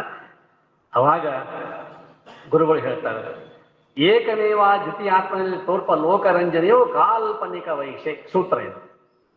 ಏಕಂ ಏವ ಅದ್ವಿತೀಯ ಆತ್ಮನಲ್ಲಿ ತೋರ್ಪ ಲೋಕರಂಜನೆಯು ಕಾಲ್ಪನಿಕ ವೈಶೆ, ಇದು ರಂಜನಾತ್ಮಕವಾಗಿ ಕಾಣ್ತಕ್ಕಂಥ ಎಲ್ಲಿದೆ ಇದು?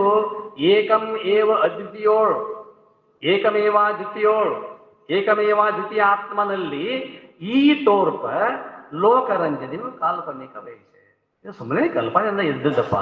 ಇದಕ್ಕೇನೆ ವಿವರ್ತ ಅಂತ ಹೇಳ್ತಾರೆ. ವಿವರ್ತ ಅಂದ್ರೆ ಕಲ್ಪನೆಯ ಮೂಲಕವಾಗಿ ಬಂದಿದ್ದು, ಆಭಾಸವಾಗಿದ್ದು. ಹಂಗೆ ಕಂಡದ್ದು, ಆದ್ರೆ ಕಂಡದ್ದು ಅದು ಮೂಲ ಸ್ವರೂಪ ಅಲ್ಲ. ಇದು ಇದ್ದಂಗೆ ಇದು ಇರೋದಿಲ್ಲ. ಆದ್ದರಿಂದ ಇದು ಕಾಲ್ಪನಿಕ ವಯಸ್ಸೆ, ಅದನ್ನ ಹಂಗೆ ತಿಳ್ಕೊಳ್ಳಿಕ್ಕೆ ಹೋಗಬೇಡ. ಕಂದ ಕೇಳಬಹುದು ನೀನಂದು ಮಾಡಿದ ಚೋದ್ಯ ಅಂದವಾಗಿರುತ್ತದೆ. ಮಗನೇ, ಶಿಷ್ಯನೇ ಕೇಳು, ಇವತ್ತೇ ನೀ ಕೇಳಿರಲ್ಲ ಪ್ರಶ್ನೆ, ಬಹಳ ಬಹಳ ಬಹಳ ಸುಂದರವಾಗಿರ್ತಕ್ಕಂಥ, ಇದನ್ನ ಯಾರೂ ಕೇಳಿಲ್ಲ. ಬಹಳ ಸುಂದರವಾಗಿರುವಂಥ ಪ್ರಶ್ನೆ. ಈಗ ಇಂತಿದೆ ನಿನ್ನ ಸಂದೇಹವು ಅಳಿಯಲು ವರೆಯುವೇನು, ನಿನ್ನ ಯಾವುದು ಸಂಶಯಗಳು ಉಳಿಲಾರ್ದಂಗೆ ನಿನಗೆ ಉಪದೇಶ ಅಂತಕ್ಕಂಥದ್ದನ್ನು ಮಾಡ್ತೀನಿ. ಇದನ್ನು ಅವನು ಅರಿದೊಡಂ ಅವನು ಒಡೆದು ಸಂಸಾರಮಂ ಮುದದಿಂದ ಪಡೆವನು ಅಕಲಂಕವಾದ ನಿಜ ಪದವನು ಅಂತದನ್ನೇ ತಿಳಿಪೇಳುವೆ. ಇದನ್ನು ಯಾವನು ತಿಳಿದುಕೊಳ್ಳುತ್ತಾನೆಯೋ, ಇದನ್ನು ಅವನು ಅರಿದೊಡಂ ಯಾವನು ತಿಳಿದುಕೊಳ್ಳುತ್ತಾನೆ, ಹೇಗೆ ಯಥಾರ್ಥವಾಗಿ ತಿಳಿದುಕೊಳ್ಳುತ್ತಾನೆಯೋ ಒಡೆದು ಸಂಸಾರಮಂ ಅಂದ್ರೆ ಈ ಸಂಸಾರ, ಜನನ ಮರಣ ಅಂತಕ್ಕಂಥದ್ದು, ಈ ಜಗತ್ತು ಅಂತಕ್ಕಂಥದ್ದು, ಇದು ಸತ್ಯ ಅನ್ನುವಂಥದ್ದು, ಇದನ್ನು ಒಡೆದು ತಿರಸ್ಕಾರ ಮಾಡಿ ಮೊದಗನ್ ಪಡೆವನು ಅಕಲಂಕವಾದ ನಿಜ ಪದವನು ಅಂತದಲ್ಲಿ ತಿಳಿಪೇಳಿವೆ. ಹಂಗಾರೆ ಆ ಏಕಂ ಏವ ಅದ್ವಿತೀಯವಾಗಿರ್ತಕ್ಕಂಥ ಬ್ರಹ್ಮನ ಲಕ್ಷಣ ಏನು ಅಂತ ಕೇಳಿದ್ರೆ, ಅದು 5 ಲಕ್ಷಣಗಳಿಂದ ಕೂಡಿಕೊಂಡಿರ್ತಕ್ಕಂಥದ್ದು. ಅದರಲ್ಲಿ ಹೇಳ್ತಾರೆ, ವರ ಸತ್ ಚಿತ್ ಆನಂದ. ಸದ್ರೂಪ, ಚಿದ್ರೂಪ, ಆನಂದ ರೂಪ, ನಿತ್ಯ ರೂಪ, ಪೂರ್ಣ ರೂಪ. ಇದು ಬ್ರಹ್ಮನ ಲಕ್ಷಣ. ಮೂಲ ಬ್ರಹ್ಮನ ಲಕ್ಷಣ ಏನು ಅಂತಂದ್ರೆ ಸದ್ರೂಪ, ಸತ್ ಯಾವಾಗಲೂ ಇರತಕ್ಕಂಥದ್ದು. ಚಿದ್ರೂಪ, ಬೆಳಕಿನಲ್ಲಿ ಇರ್ತಕ್ಕಂಥದ್ದು. ಆನಂದ ರೂಪ, ಅದರಲ್ಲಿ ದುಃಖ ಅಂತಕ್ಕಂಥದ್ದಿಲ್ಲ, ನಿತ್ಯವಾಗಿರ್ತಕ್ಕಂಥದ್ದು. ಅದು ಯಾವಾಗಲೂ ಕೂಡ ಆ ಇತ್ತು ಈಗಿಲ್ಲ ಅನ್ನೋ ಹಾಗಿಲ್ಲ, ನಿತ್ಯವಾಗಿರು ಪರಿಪೂರ್ಣ. ಅತ್ಯತಿ ಸದ್ದಶಾಂಗುಲಂ, ಎಲ್ಲ ಕಡೆಗೂ ಇರತಕ್ಕಂಥದ್ದು. ಈಶಾವಾಶ್ರಮಿದಂ ಸರ್ವಂ, ಜಗದಗಲ, ಮುಗಿಲಗಲ, ಮಿಗೆಯಗಲ, ನಿಮ್ಮಗಲ, ಪಾತಾಳದಿಂದ ತತ್ತ ಶರಣರ ದೃಷ್ಟಿಕೋನ ಅಂತಕ್ಕಂಥದ್ದು. ಹಾಗೆ ಇರ್ತಕ್ಕಂಥದ್ದು ಇದು ನಿರ್ವಿಕಲ್ಪ, ನಿರುಪಾಧಿಯಾಗಿರುವುದು ಒಂದು ಪರಬ್ರಹ್ಮ. ಹೀಗೆ ಇರ್ತಕ್ಕಂಥ ಒಂದು ಪರಬ್ರಹ್ಮ ವಸ್ತು ಅಂತಕ್ಕಂಥದ್ದು ಒಂದಿದೆ. ಅಲ್ಲಿಗೆ ಬಂದ್ರೀಗ ಆ ಪರಬ್ರಹ್ಮ ವಸ್ತು ಅದು ಹೇಗದ ಅಂತ ಕೇಳಿದ್ರೆ, ಉಂಟೆನಿಸದು, ಇಲ್ಲೆನಿಸದು, ಉಂಟು ಇಲ್ಲ ಎನಿಸದು, ಅಖಿಲ ಕಂಟಕದ ಬೀಜವೆನಿಪ ಅನಾದಿಯಾದ ಅವಿದ್ಯೆ ಉಂಟು ಆತ್ಮಸತ್ತೆಯೊಡಗೂಡಿ. ಹೆಂಗದ ಅಂತ ಕೇಳಿದ್ರೆ, ಅದು ಉಂಟೆನಿಸದು, ಐತನ ಇಲ್ಲ, ಇಲ್ಲನೋ ಐತೆ, ಇಲ್ಲ ಐತನೋ ಅದು ಇಲ್ಲ. ಇದೆಲ್ಲದಕ್ಕೂ ಮೀರಿರ್ತಕ್ಕಂಥದ್ದು ಯಾವುದು ಅಂತ ಕೇಳಿದ್ರೆ, ಕಾರ್ಯರೂಪವಾಗಿರ್ತಕ್ಕಂಥ ಪ್ರಪಂಚಕ್ಕೆ ಕಾರಣೀಭೂತವಾಗಿರ್ತಕ್ಕಂಥ ಬೀಜ ರೂಪದಲ್ಲಿರ್ತಕ್ಕಂಥ ಒಂದು ವಸ್ತುವಿದೆ, ಅದು ಪರಬ್ರಹ್ಮ ಅಂತಕ್ಕಂಥದ್ದು. ಆ ಪರಬ್ರಹ್ಮದ ಒಡಗೂಡಿ ಇರ್ತಕ್ಕಂಥದ್ದು ಅನಾದಿ ಅವಿದ್ಯೆ ಉಂಟು ಆತ್ಮಶಕ್ತಿಯೊಡಗೂಡಿ. ಆ ಪರಬ್ರಹ್ಮನಲ್ಲಿ ಒಂದು ಐತಿ, ಅನಾದಿ ಮತ್ತು ಅವಿದ್ಯೆಯಿಂದ ಕೂಡಿಕೊಂಡಿರ್ತಕ್ಕಂಥ ಒಂದು ವಸ್ತು ಐತಿ. ಅದು ಯಾವುದು ಅಂತ ಕೇಳಿದ್ರೆ, ಆಧಾರವು ಆ ಬ್ರಹ್ಮ, ಆಧಾರ ಅಂದ್ರೆ ಮೂಲ ವಸ್ತು, ಆಧೇಯ ಈ ಮಾಯೆ. ಅನಾದಿ ಅವಿದ್ಯೆಯಿಂದ ಕೂಡಿರ್ತಕ್ಕಂತಹ ಒಂದು ವಸ್ತು ಇದಂತಂದ್ರಲ್ಲ ಅವರು. ಆ ಅನಾದಿ ಮತ್ತು ಅವಿದ್ಯೆಯಿಂದ ಕೂಡಿರ್ತಕ್ಕಂಥ ವಸ್ತು ಯಾವುದು ಅಂತ ಕೇಳಿದ್ರೆ, ಅದನ್ನ ಇಲ್ಲಿ ಅಂತಾರೆ ಅವರು, ಆಧಾರವು ಆ ಬ್ರಹ್ಮ, ಅದನ್ನು ಆಶ್ರಯ ಮಾಡಿಕೊಂಡಿರ್ತಕ್ಕಂಥ ಆಧೇಯವು ಈ ಮಾಯೆ. ಇದಕ್ಕೆ ಮಾಯೆ ಅಂತ ಹೆಸರಿಟ್ರು. ಈ ಮಾಯೆ ಆಧಾರದಲ್ಲಿ ಬೆರೆಸಿ ಬೇರಿಲ್ಲದಂತೆ ಆಧೇಯ ನಿಲ್ಪುದು ಎಲೆ ಪುತ್ರ, ಅದರಲ್ಲಿ ಇದ್ದೂ ಸಹಿತ ಇಲ್ಲದಂಗ ಐತದು, ಇದ್ದೂ ಇಲ್ಲದಂಗ ಐತೆ ಆ ಮಾಯೆ ಅಂತಕ್ಕಂಥದ್ದು. ಅದಕ್ಕೆ ಒಂದು ಕಡೆ ಹೇಳ್ತಾರೆ ಶ್ವೇತಾಶ್ವತರ ಉಪನಿಷತ್ತಿನಲ್ಲಿ, ಆ ಮಾತನ್ನಲ್ಲಿ ಹೇಳ್ತಾರೆ, ದೇವಾತ್ಮ ಶಕ್ತಿ ಎಂಬ ಆ ವಾಕ್ಯದಿಂದ ಸಾರುವ ಆ ವೇದದಲ್ಲಿ ತಿಳಿ ಮಾಯೆ ತತ್ವದಗಳು ಓವಿ ಬೇರಿಲ್ಲದೆ ಇಹುದು ಎಂದು. ಶ್ವೇತಾಶ್ವತರ ಉಪನಿಷತ್ತಿನಲ್ಲಿ ತೇ ಧ್ಯಾನ ಯೋಗಾನುಗತ ಅಪಶ್ಯನ್ ದೇವಾತ್ಮ ಶಕ್ತಿಂ ಸ್ವಗುಣೈರ್ ನಿಗೂಢ. ದೇವಾತ್ಮ ಶಕ್ತಿ ಅಂತ ಶಬ್ದ ಇಲ್ಲಿ ಬಳಸ್ತಾರೆ ನಿಜಗುಣ ಶ್ರೀಗಳು. ಅದು ಎಲ್ಲಿರೋ ದೇವಾತ್ಮ ಶಕ್ತಿ ಅಂತ ಕೇಳಿದ್ರೆ ಆ ಶಬ್ದ ಶ್ವೇತಾಶ್ವತರ ಉಪನಿಷತ್ತಿನಲ್ಲಿ ಬಂದಿರತಕ್ಕಂಥದ್ದು. ತೇ ಧ್ಯಾನಗತ ಅಪಶ್ಯನ್, ತೇ ಧ್ಯಾನುಗತಾನುಗತ ಅಪಶ್ಯನ್. ಏನು? ದೇವಾತ್ಮ ಶಕ್ತಿಂ ಸ್ವಗುಣೈರ್ ನಿಗೂಢಾಂ ಯಹ ಕಾರಣಾನಿ ನಿಖಿಲಾನಿ ತಾನಿ. ಎಲ್ಲಕ್ಕೂ ಕಾರಣೀಭೂತವಾಗಿರ್ತಕ್ಕಂಥದ್ದು, ನಿಖಿಲ ಜಗತ್ತಿಗೆ ಕಾರಣೀಭೂತವಾಗಿರ್ತಕ್ಕಂಥ ಒಂದು ವಸ್ತು ಎಲ್ಲಿ ಇದೆ ಅಂತ ಕೇಳಿದ್ರೆ ಅದು ದೇವಾತ್ಮ ಶಕ್ತಿ ಅಂತಕ್ಕಂಥದ್ದು, ಮಾಯೆಯಾಗಿರ್ತಕ್ಕಂಥದ್ದು. ಆ ಮಾಯೆ ಆ ಪರಬ್ರಹ್ಮ ವಸ್ತುವಿನಲ್ಲಿ ಇದ್ದೂ ಇಲ್ದಂಗೆ, ಆದರೆ ಪರಬ್ರಹ್ಮನಿಗೆ ಏನು ದೋಖ ಇಲ್ಲ. ಹೆಂಗದ ಅಂತ ಕೇಳಿದ್ರೆ ದೇವಾತ್ಮ ಶಕ್ತಿ ಎಂಬ ವಾಕ್ಯದಂ ಸಾರುವ ಆ ವೇದದಲ್ಲಿ ತಿಳಿ ಮಾಯೆ ತತ್ವದವಳು ಓವಿ ಬೇರಿಲ್ಲದೆ ಇಹುದು ಎಂದು. ಅವಿರರ್ಥದವಳು ಒಪ್ಪುವ ಇವರವಳು ಏನಾನು ಒಂದು ನೆಮಮಿಲ್ಲದೆ ಅಕ್ಕಿಳಬಹುದು ತಿಳಿ ನಿರ್ನಿಮಿತ್ತವೇ ತೋರ್ಪ ಕನಸಿಗಣಿಯಾಗಿ. ಅವರಿಬ್ಬರು ಅದಾರಲ್ಲಿ, ಮಾಯೆ ಮತ್ತು ಪರಬ್ರಹ್ಮ ಇಬ್ಬರು ಅದಾರ. ಅವಿರಳತ್ವದವಳು ಒಪ್ಪುವ, ಒಬ್ಬರಿಗೊಬ್ಬರು ಬಿಟ್ಟಿಲ್ಲ. ಹೆಂಗಂತ ಕೇಳಿದ್ರೆ ನಿಮಗೆ ಉದಾಹರಣೆ ಹೇಳೋದು ಅಂತಂದ್ರೆ, ನಾನು ಹೊರಟಿದ್ದೇನೆ, ನನ್ನ ಜೋಡಿ ನೆರಳು ಬರಾಕೈತೆ, ನೆರಳು ಬಿಟ್ಟು ನೀವು ಒಳಗೆ ಬರ್ರಿ ಅಂದ್ರೆ ನೀವು ಒಬ್ಬರ ಬರ್ರಿ. ಹುಲಿಯುವುದರಿಗೂ ಸಿರಿಗಳು ನೀವು ಒಬ್ಬರ ಒಳಗೆ ಬರ್ಬೋದು, ನೆರಳು ಬರಬಾರ್ದು. ಸಾಧ್ಯನಾ?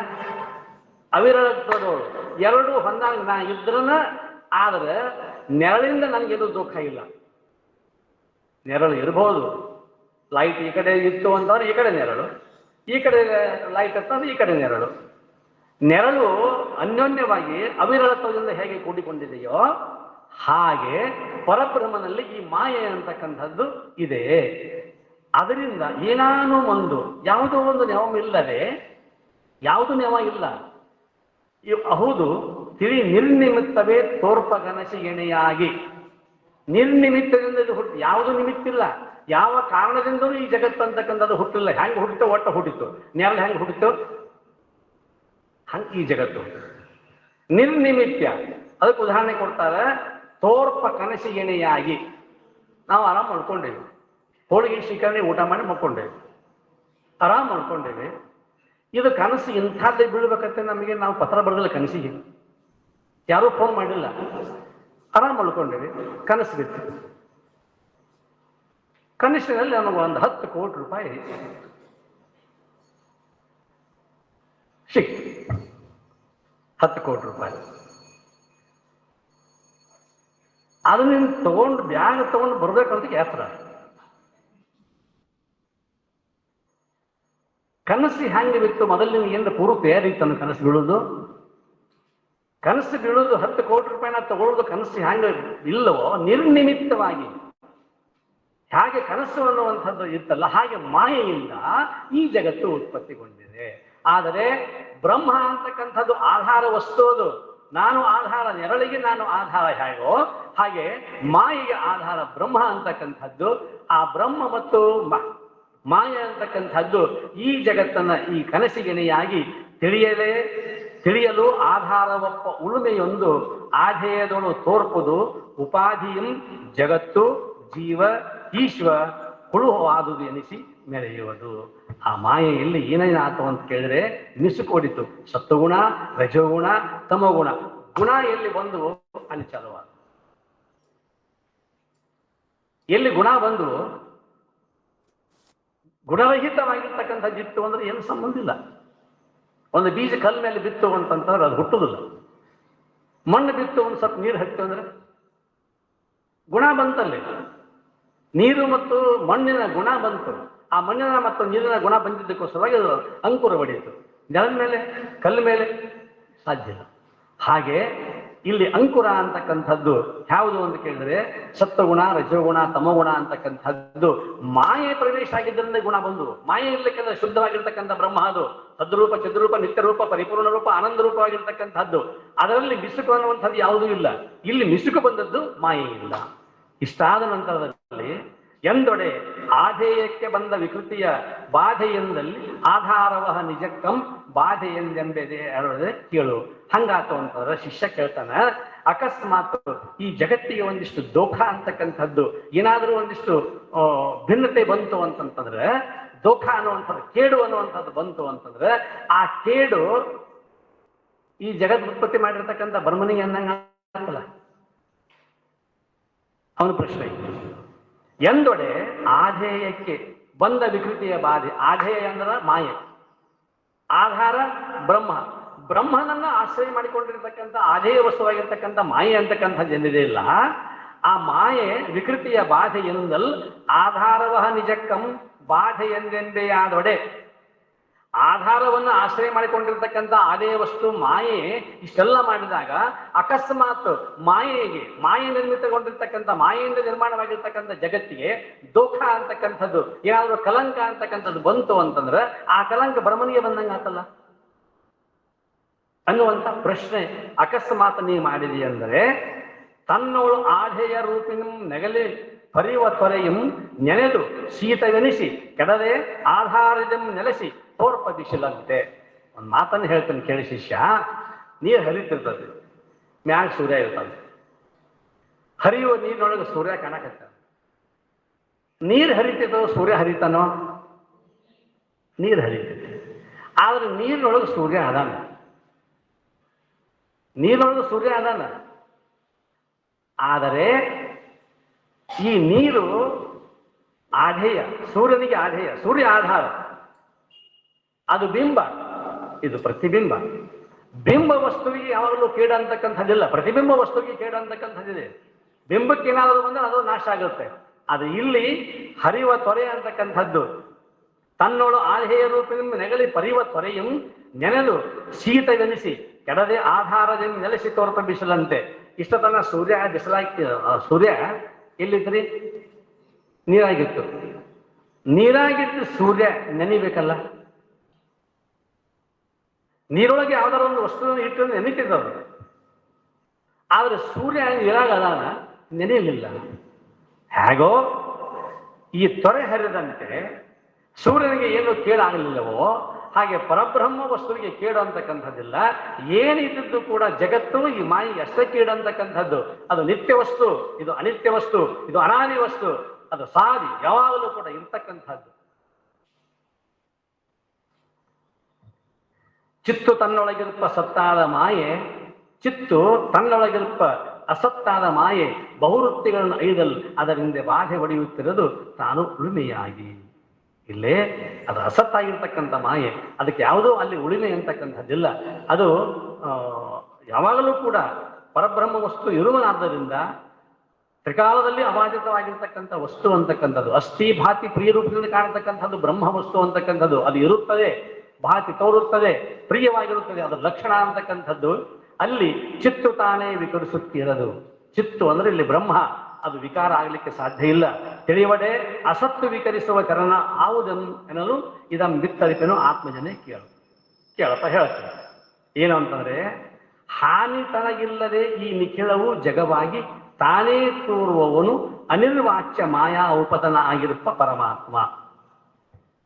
ಹಾನಿ ತನಗಿಲ್ಲದೆ, ಅದಕ್ಕೆ ಎರಡಷ್ಟು ಕೂಡ ಯಾವಾಗಲೂ ಕೂಡ ಬ್ರಹ್ಮನಿಗೆ ಹಾನಿ ಅಂತಕ್ಕಂಥದ್ದು ಇಲ್ಲ. ಅದನ್ನೇ ಉರಿಲಿಂಗ ಪೆದ್ದಿಗಳು ಒಂದು ವಚನದಲ್ಲಿ ಹೇಳ್ತಾರೆ. ಉರಿಲಿಂಗ ಪೆದ್ದಿಗಳು ಬಹಳ ದೊಡ್ಡ ಶರಣರು. ಉರಿಲಿಂಗ ದೇವರ ಶಿಷ್ಯರು ಉರಿಲಿಂಗ ಪೆದ್ದಿಗಳು, ಶೂದ್ರನಾಗಿರ್ತಕ್ಕಂಥವ್ರು, ಕಳ್ಳತನಕ್ಕೆ ಬಂದಿರ್ತಕ್ಕಂಥವ್ರು.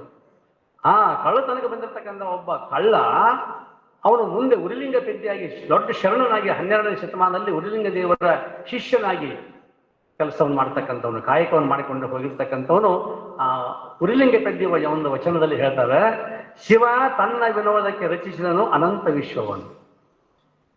ಶಿವ ತನ್ನ ವಿನೋದಕ್ಕೆ ರಚಿಸಿದನು ಅನಂತ ವಿಶ್ವವನ್ನು. ರಚಿಸಿ ಏನು ವಿಶ್ವಕ್ಕೆ ಹೊರಗೆ ಆಗಿರ್ತಾನೆ.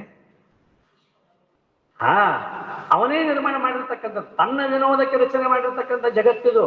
ಇದು ಯಾರಿಂದಲೂ ಆಗಿರ್ತಕ್ಕಂಥದ್ದಿಲ್ಲ. ತನಗೆ ಅನಿಸ್ತು ತಾನು ವಿನೋದ ಮಾಡ್ಬೇಕಂತ ಅನಿಸ್ತು, ಮಾಯೆ ಅಂತಕ್ಕಂಥದ್ದನ್ನು ಹುಟ್ಟಿಸಿದ. ಮಾಯೆಯ ಮೂಲಕವಾಗಿ ಜಗತ್ತನ್ನು ಹುಟ್ಟಿಸಿದ. ಶಿವ ತನ್ನ ವಿನೋದಕ್ಕೆ ರಚಿಸಿದನು ಅನಂತ ವಿಶ್ವವನು. ರಚಿಸಿ ಏನು ವಿಶ್ವಕ್ಕೆ ಹೊರಗಾಗಿರ್ತಾನೆ? ಇಲ್ಲ, ವಿಶ್ವಮಯ ತಾನಾದನು. ವಿಶ್ವವೆಲ್ಲವೂ ತಾನಾದರೆ ವಿಶ್ವದ ಉತ್ಪತ್ತಿ ಸ್ಥಿತಿ ಲಯಕ್ಕೆ ಒಳಗಾದನೆ. ತಾನೇ ನಿರ್ಮಾಣ ಮಾಡಿರ್ತಕ್ಕಂಥದ್ದು. ಅವನು ಉತ್ಪತ್ತಿ ಸ್ಥಿತಿ ಲಯಗಳಿಗೆ, ಅವನೇನು ಸೃಷ್ಟಿ ಸ್ಥಿತಿ ಲಯಗಳಿಗೆ ಒಳಗಾಗಲಿಲ್ಲ. ಅಂಥವನು ಅದೇನು ಕಾರಣವೆಂದರೆ ಅಜಾತನಾಗಿ ಉತ್ಪತ್ತಿ ಇಲ್ಲ. ಪಾರ್ವತಿಗೆ ಅತ್ತೆ ಮಾವ ಇಲ್ಲ, ಗೊತ್ತಾಗ್ತೇನೆ? ಪಾರ್ವತಿಗೆ ಅತ್ತೆ ಮಾವ ಇಲ್ಲ ಅಂದ್ರೆ ಶಿವನಿಗೆ ಅಪ್ಪವ ಇಲ್ಲ. ಇಲ್ಲ ಅಂದಮೇಲೆ ಅಜಾತ, ಹುಟ್ಟಿಲ್ಲವಾಗಿ, ಅಜಾತನಾಗಿ ಉತ್ಪತ್ತಿ ಇಲ್ಲ. ಕರ್ಮರಹಿತನಾಗಿ ಸ್ಥಿತಿಗೊಳಗಲ್ಲ. ಕರ್ಮರಹಿತ, ಕರ್ಮಗಳು ನೋಡ್ರಿ, ಉತ್ಪಾದನಾ ಒಂದು ಕರ್ಮ, ಗಮನ ಕರ್ಮ, ಸಂಸ್ಕರಣ ಕರ್ಮ, ವಿಕಾರ, ನಾಲ್ಕು ಆಗಿರ್ತಕ್ಕಂಥ ಕರ್ಮಗಳದಾವು. ಉತ್ಪಾದನೆ ಅಂತಂದ್ರೆ ಘಟ ಉತ್ಪತ್ತಿ. ಘಟ ಉತ್ಪತ್ತಿ ಅಂದ್ರೆ ಕೊಡ ಉತ್ಪತ್ತಿ ಆಯಿತು. ಮೊದಲು ಇರಲಿಲ್ಲ, ಮಣ್ಣಿತ್ತು, ಮಣ್ಣಿನಿಂದ ಉತ್ಪತ್ತಿ ಆಗಿರ್ತಕ್ಕಂಥದ್ದು ಕೊಡ, ಘಟ, ಅದಕ್ಕೆ ಉತ್ಪಾದನಾ. ಆ ರೀತಿಯಾಗಿ ಕರ್ಮ ಅಂತಕ್ಕಂಥದ್ದು ಭಗವಂತನಿಗಿಲ್ಲ. ಗಮನ, ಶಿವ ಪರಮಾತ್ಮ ಬೆಳಗಾವದಿಂದ ಇವತ್ತಿಲ್ಲಿ ಬಂದಾನ. ಶಿವ ಪರಮಾತ್ಮ ಬೆಳಗಾವದಿಂದ ಮೈಸೂರು ಅಧ್ಯಯನ ಶಿಬಿರಕ್ಕೆ ಬಂದಾನ. ಈಗ ಸಾಧ್ಯತೆನು ಗಮನ. ಶಿವ ಅಂತಕ್ಕಂಥದ್ದು ಎಲ್ಲ ಕಡೆಗೂ ಇರ್ತಕ್ಕಂಥದ್ದು, ಆಕಾಶವತ್ತು, ಆಕಾಶದಂತೆ ಆಚ್ಛಾದಿತವಾಗಿರ್ತಕ್ಕಂಥದ್ದು. ಅದಕ್ಕಾಗಿ ಅದು ಶಿವಸ್ವರೂಪವಾಗಿರ್ತಕ್ಕಂಥ ಜಗತ್ತು. ಅದು ಗಮನ ಕ್ರಿಯೆಗೂ ಒಳಗಾಗಿಲ್ಲ. ಉತ್ಪಾದನೆ ಇಲ್ಲ, ಗಮನ ಇಲ್ಲ, ಸಂಸ್ಕಾರ ಇಲ್ಲ. ಸಂಸ್ಕಾರ ಒಂದು ಕನ್ನಡಿ ಮೇಲೆ ಧೂಳು ಬಿದ್ದದ. ಆ ಧೂಳನ್ನು ವರ್ಷದ ಮುಖ ನಮಗೆ ಕಾಣಿಸ್ತದೆ. ಹಂಗ ಪರಮಾತ್ಮನ ಮುಖದ ಮೇಲೆ ಧೂಳು ಬಿದ್ದತೆ, ಅದನ್ನು ಒರೆಸ್ಬೇಕಂತ ತಿಳ್ಕೊಂಡು ಅಂತೇಳಿ ಮೂರ್ತಿ ಮೇಲೆ ಒರೆಸಬಹುದು ನೀವು. ನಾವು ಮೂರ್ತಗೊಳಿಸಿರ್ತಕ್ಕಂಥ ಮೂರ್ತಿ ಮೇಲಿರ್ತಕ್ಕಂಥ ಆವರಣವನ್ನ ಛೇದ ಮಾಡಬಹುದು. ಆದರೆ ವಿಶ್ವಾತ್ಮನಾಗಿರ್ತಕ್ಕಂತಹ, ಸ್ವಯಂಭುವಾಗಿರ್ತಕ್ಕಂತಹ ಆ ಪರಮಾತ್ಮನ ಮೇಲೆ ಇರ್ತಕ್ಕಂತಹ ಏನಾದರೂ ಸಂಸ್ಕಾರ ಮಾಡ್ತೀವಿ ಅಂತಂದ್ರೆ ಸಾಧ್ಯವೇ ಇಲ್ಲ. ಸಂಸ್ಕಾರ ಕರ್ಮಕ್ಕೂ ಕೂಡ ವಿರಹಿತನಾಗಿರ್ತಕ್ಕಂಥವನು. ವಿಕಾರ, ಹಾಲು ಕೆಟ್ಟ ಮೊಸರಾಗೈತೆ ಅಂತಂದ್ರೆ ಸಾಧ್ಯ ಇಲ್ಲ. ಹೀಗೆ ಬ್ರಹ್ಮನೇ ಜಗತ್ತಾಗೇನಂದ್ರೆ ಸಾಧ್ಯವಿಲ್ಲ. ಈ ನಾಲ್ಕು ಕರ್ಮಗಳಿಗೆ ಮೀರಿರ್ತಕ್ಕಂಥವನು ಯಾವುದೋ ವಸ್ತು ಇದೆಯೋ ಅದು ಬ್ರಹ್ಮ ವಸ್ತು ಅಂತಕ್ಕಂಥದ್ದು. ಕರ್ಮರಹಿತನಾಗಿ ಸ್ಥಿತಿಗೊಳಗಲ್ಲ, ಮರಣರಹಿತನಾಗಿ ಲಯಕ್ಕೊಳಗಲ್ಲ. ಅವನಿಗೆ ಮರಣ ಇಲ್ಲ. ಅಜಃ ನಿತ್ಯ. ಇಂತಿ ಗುಣತ್ರಯಗಳು ಹೊದ್ದಲ್ಲವಿಯವು. ಗುಣತ್ರಯಗಳನ್ನು ಸತ್ವಗುಣ, ರಜೋಗುಣ, ತಮೋಗುಣ, ಈ ಗುಣಗಳನ್ನ ಪರಮಾತ್ಮನಿಗೆ ನಾವು ಅಂಟಿಸ್ತೇವೆ ಅಂದ್ರೆ ಸಾಧ್ಯವಿಲ್ಲ. ಅದರಿಂದ ತನ್ನಲ್ಲಿ ತಾನಲ್ಲದೆ ವಿಶ್ವಕ್ಕೆ ಆಧಾರವಿಲ್ಲವಾಗಿ ದೂರಸ್ತಾ, ಅವನು ಇಲ್ಲದೇ ವಿಶ್ವ ನಿರ್ಮಾಣ ಆಗಲಿಕ್ಕೆ ಸಾಧ್ಯನೇ ಇಲ್ಲ. ತನ್ನಲ್ಲಿ ತಾನಲ್ಲದ ಅನ್ಯವು ತೋರಲು ಅರಿಯದಾಗಿ, ತನ್ನಲ್ಲಿಯೇ ತಾನಲ್ಲದ ಅನ್ಯವು ತೋರಲು ಅರಿಯದಾಗಿ ಎಂದೂ ಕೂಡ ಸಾಧ್ಯವಿಲ್ಲ. ಇದರಿಲ್ಲಾಗಿ ವಿಶ್ವಮಯ ತಾನಾದುದೇ ಸತ್ಯ, ಅರಸು ಕಾಲಾಳಾಗಬಲ್ಲ. ಒಂದು ಉದಾಹರಣೆ ಕೊಡ್ತಾನೆ. ಪುರಿಲಿಂಗ ಪದ್ಯಗಳು ಒಂದು ಉದಾಹರಣೆಯನ್ನು ಕೊಡ್ತಾರೆ. ಅರಸು ಕಾಲಾಳಾಗಬಲ್ಲ. ಕಾಲಾಳ ಅಂದ್ರೆ ಸೈನಿಕ. ಮಾರುವೇಷದಲ್ಲಿ ಹೋಗಿ ಸೈನಿಕನಾಗಿ ಮರುವೇಷದಲ್ಲಿ ಹೋಗಿ ವೈರಿಗಳನ್ನು ಸೆದಿ ಬಡಿಯಬಹುದು. ಮತ್ತೆ ಹೊಳ್ಳಿ ರಾಜಸಿಂಹಾಸನದಲ್ಲಿ ಅದೇ ಕಾಲಾಳು ಆಗಿರ್ತಕ್ಕಂಥವನೇ ಸಿಂಹಾಸನವನ್ನು ಏರಿಯಾಗಿ ಕೂತಾನೋ, ರಾಜನೂ ಆಗಿದ್ದಾನೆ, ಕಾಲಾಳು ಆಗಿದ್ದಾನೆ, ಒಬ್ಬ ಸೈನಿಕನೂ ಆಗಿದ್ದಾನೆ, ರಾಜನೇ ಸೈನಿಕನಾಗಿದ್ದಾನೆ. ಹೊಳ್ಳಿ ಸೈನಿಕ ಹೋಗಿ ರಾಜನಾಗಿ ಮೇಲೆ ಸಿಂಹಾಸನ ಮೇಲಿಂದ ಈ ರೀತಿಯಾಗಿ ಅರಸು ಕಾಲಾಳಾಗಬಲ್ಲ ತನ್ನ ವಿನೋದಕ್ಕೆ. ಇದು ತನ್ನ ವಿನೋದದಿಂದ ಆಗಿರ್ತಕ್ಕಂಥದ್ದು. ಅರಸು ಕಾಲಾಳಾಗಬಲ್ಲ, ಮರಳಿ ಅರಸಾಗಬಲ್ಲ. ನಮ್ಮ ಉರಿಲಿಂಗ ಪದ್ಯ ಪ್ರಿಯ ವಿಶ್ವೇಶ್ವರನು ಜಗವಾಗಲೂ ಬಲ್ಲ, ಜಗವಾಗದಿರಲೂ ಬಲ್ಲ. ಎಷ್ಟು ಸುಂದರವಾಗಿರ್ತಕ್ಕಂಥ ಇದನ್ನ ಮಾತಂದ್ರೆ ಇಲ್ಲಿ ನಿಜಗುಣ ಶ್ರೀಗಳು ಹೇಳ್ತಾರೆ. ಇಂತಹ ಚಿತ್ತು ತಾನೇ ವಿಕರಿಸುತ್ತಿರೋದು, ಹಾನಿ ತನಗಿಲ್ಲ, ನಿಖಿಲ ಜಗವಾಗಿ ತಾನೇ ತೋರುವವನು ಅನಿರ್ವಾಚ್ಯ ಮಾಯಾ ಉಪಹತನಾಗಿರುವ ಪರಮಾತ್ಮ. ಅದನ್ನೇ ಸಿದ್ಧಾಂತ ಶಿಖಾಮಣಿಯಲ್ಲಿ ಸ್ವೇಚ್ಛಾ ವಿಗ್ರಹಯುಕ್ತಾಯ ಸ್ವೇಚ್ಛಾ ವರ್ತನ ವರ್ತಿನೆ ಸ್ವೇಚ್ಛಾಕೃತ ತ್ರಿಲೋಕಾಯ ನಮಸ್ತಾಂಬಾಯ ಶಂಭವೇ. ಆ ಶಂಭುವಿಗೆ ನಾನು ನಮಸ್ಕಾರ ಮಾಡ್ತೀನಿ. ಯಾಕಂತ ಕೇಳಿದ್ರೆ ಆ ಪರಮಾತ್ಮ ವಸ್ತು ಅಂತಕ್ಕಂಥ ಹೇಗಿದೆ ಅಂತ ಕೇಳಿದ್ರೆ ವಿಶ್ವಲೀಲೆ ಮುಗಿದಾಗ, ವಿಶ್ವದ ಲೀಲೆ ಅಂತಕ್ಕಂಥದ್ದು ಮುಗಿತು ಅಂತಂತಂದ್ರೆ ತನ್ನಲ್ಲಿ ತಾನು ಇರುವುದರಿಂದ ವಿಶ್ವಲೀಲೆ ಎಲ್ಲ ಅಡಿಗೆ ಹೋಗಿಬಿಡಿತ್ತು.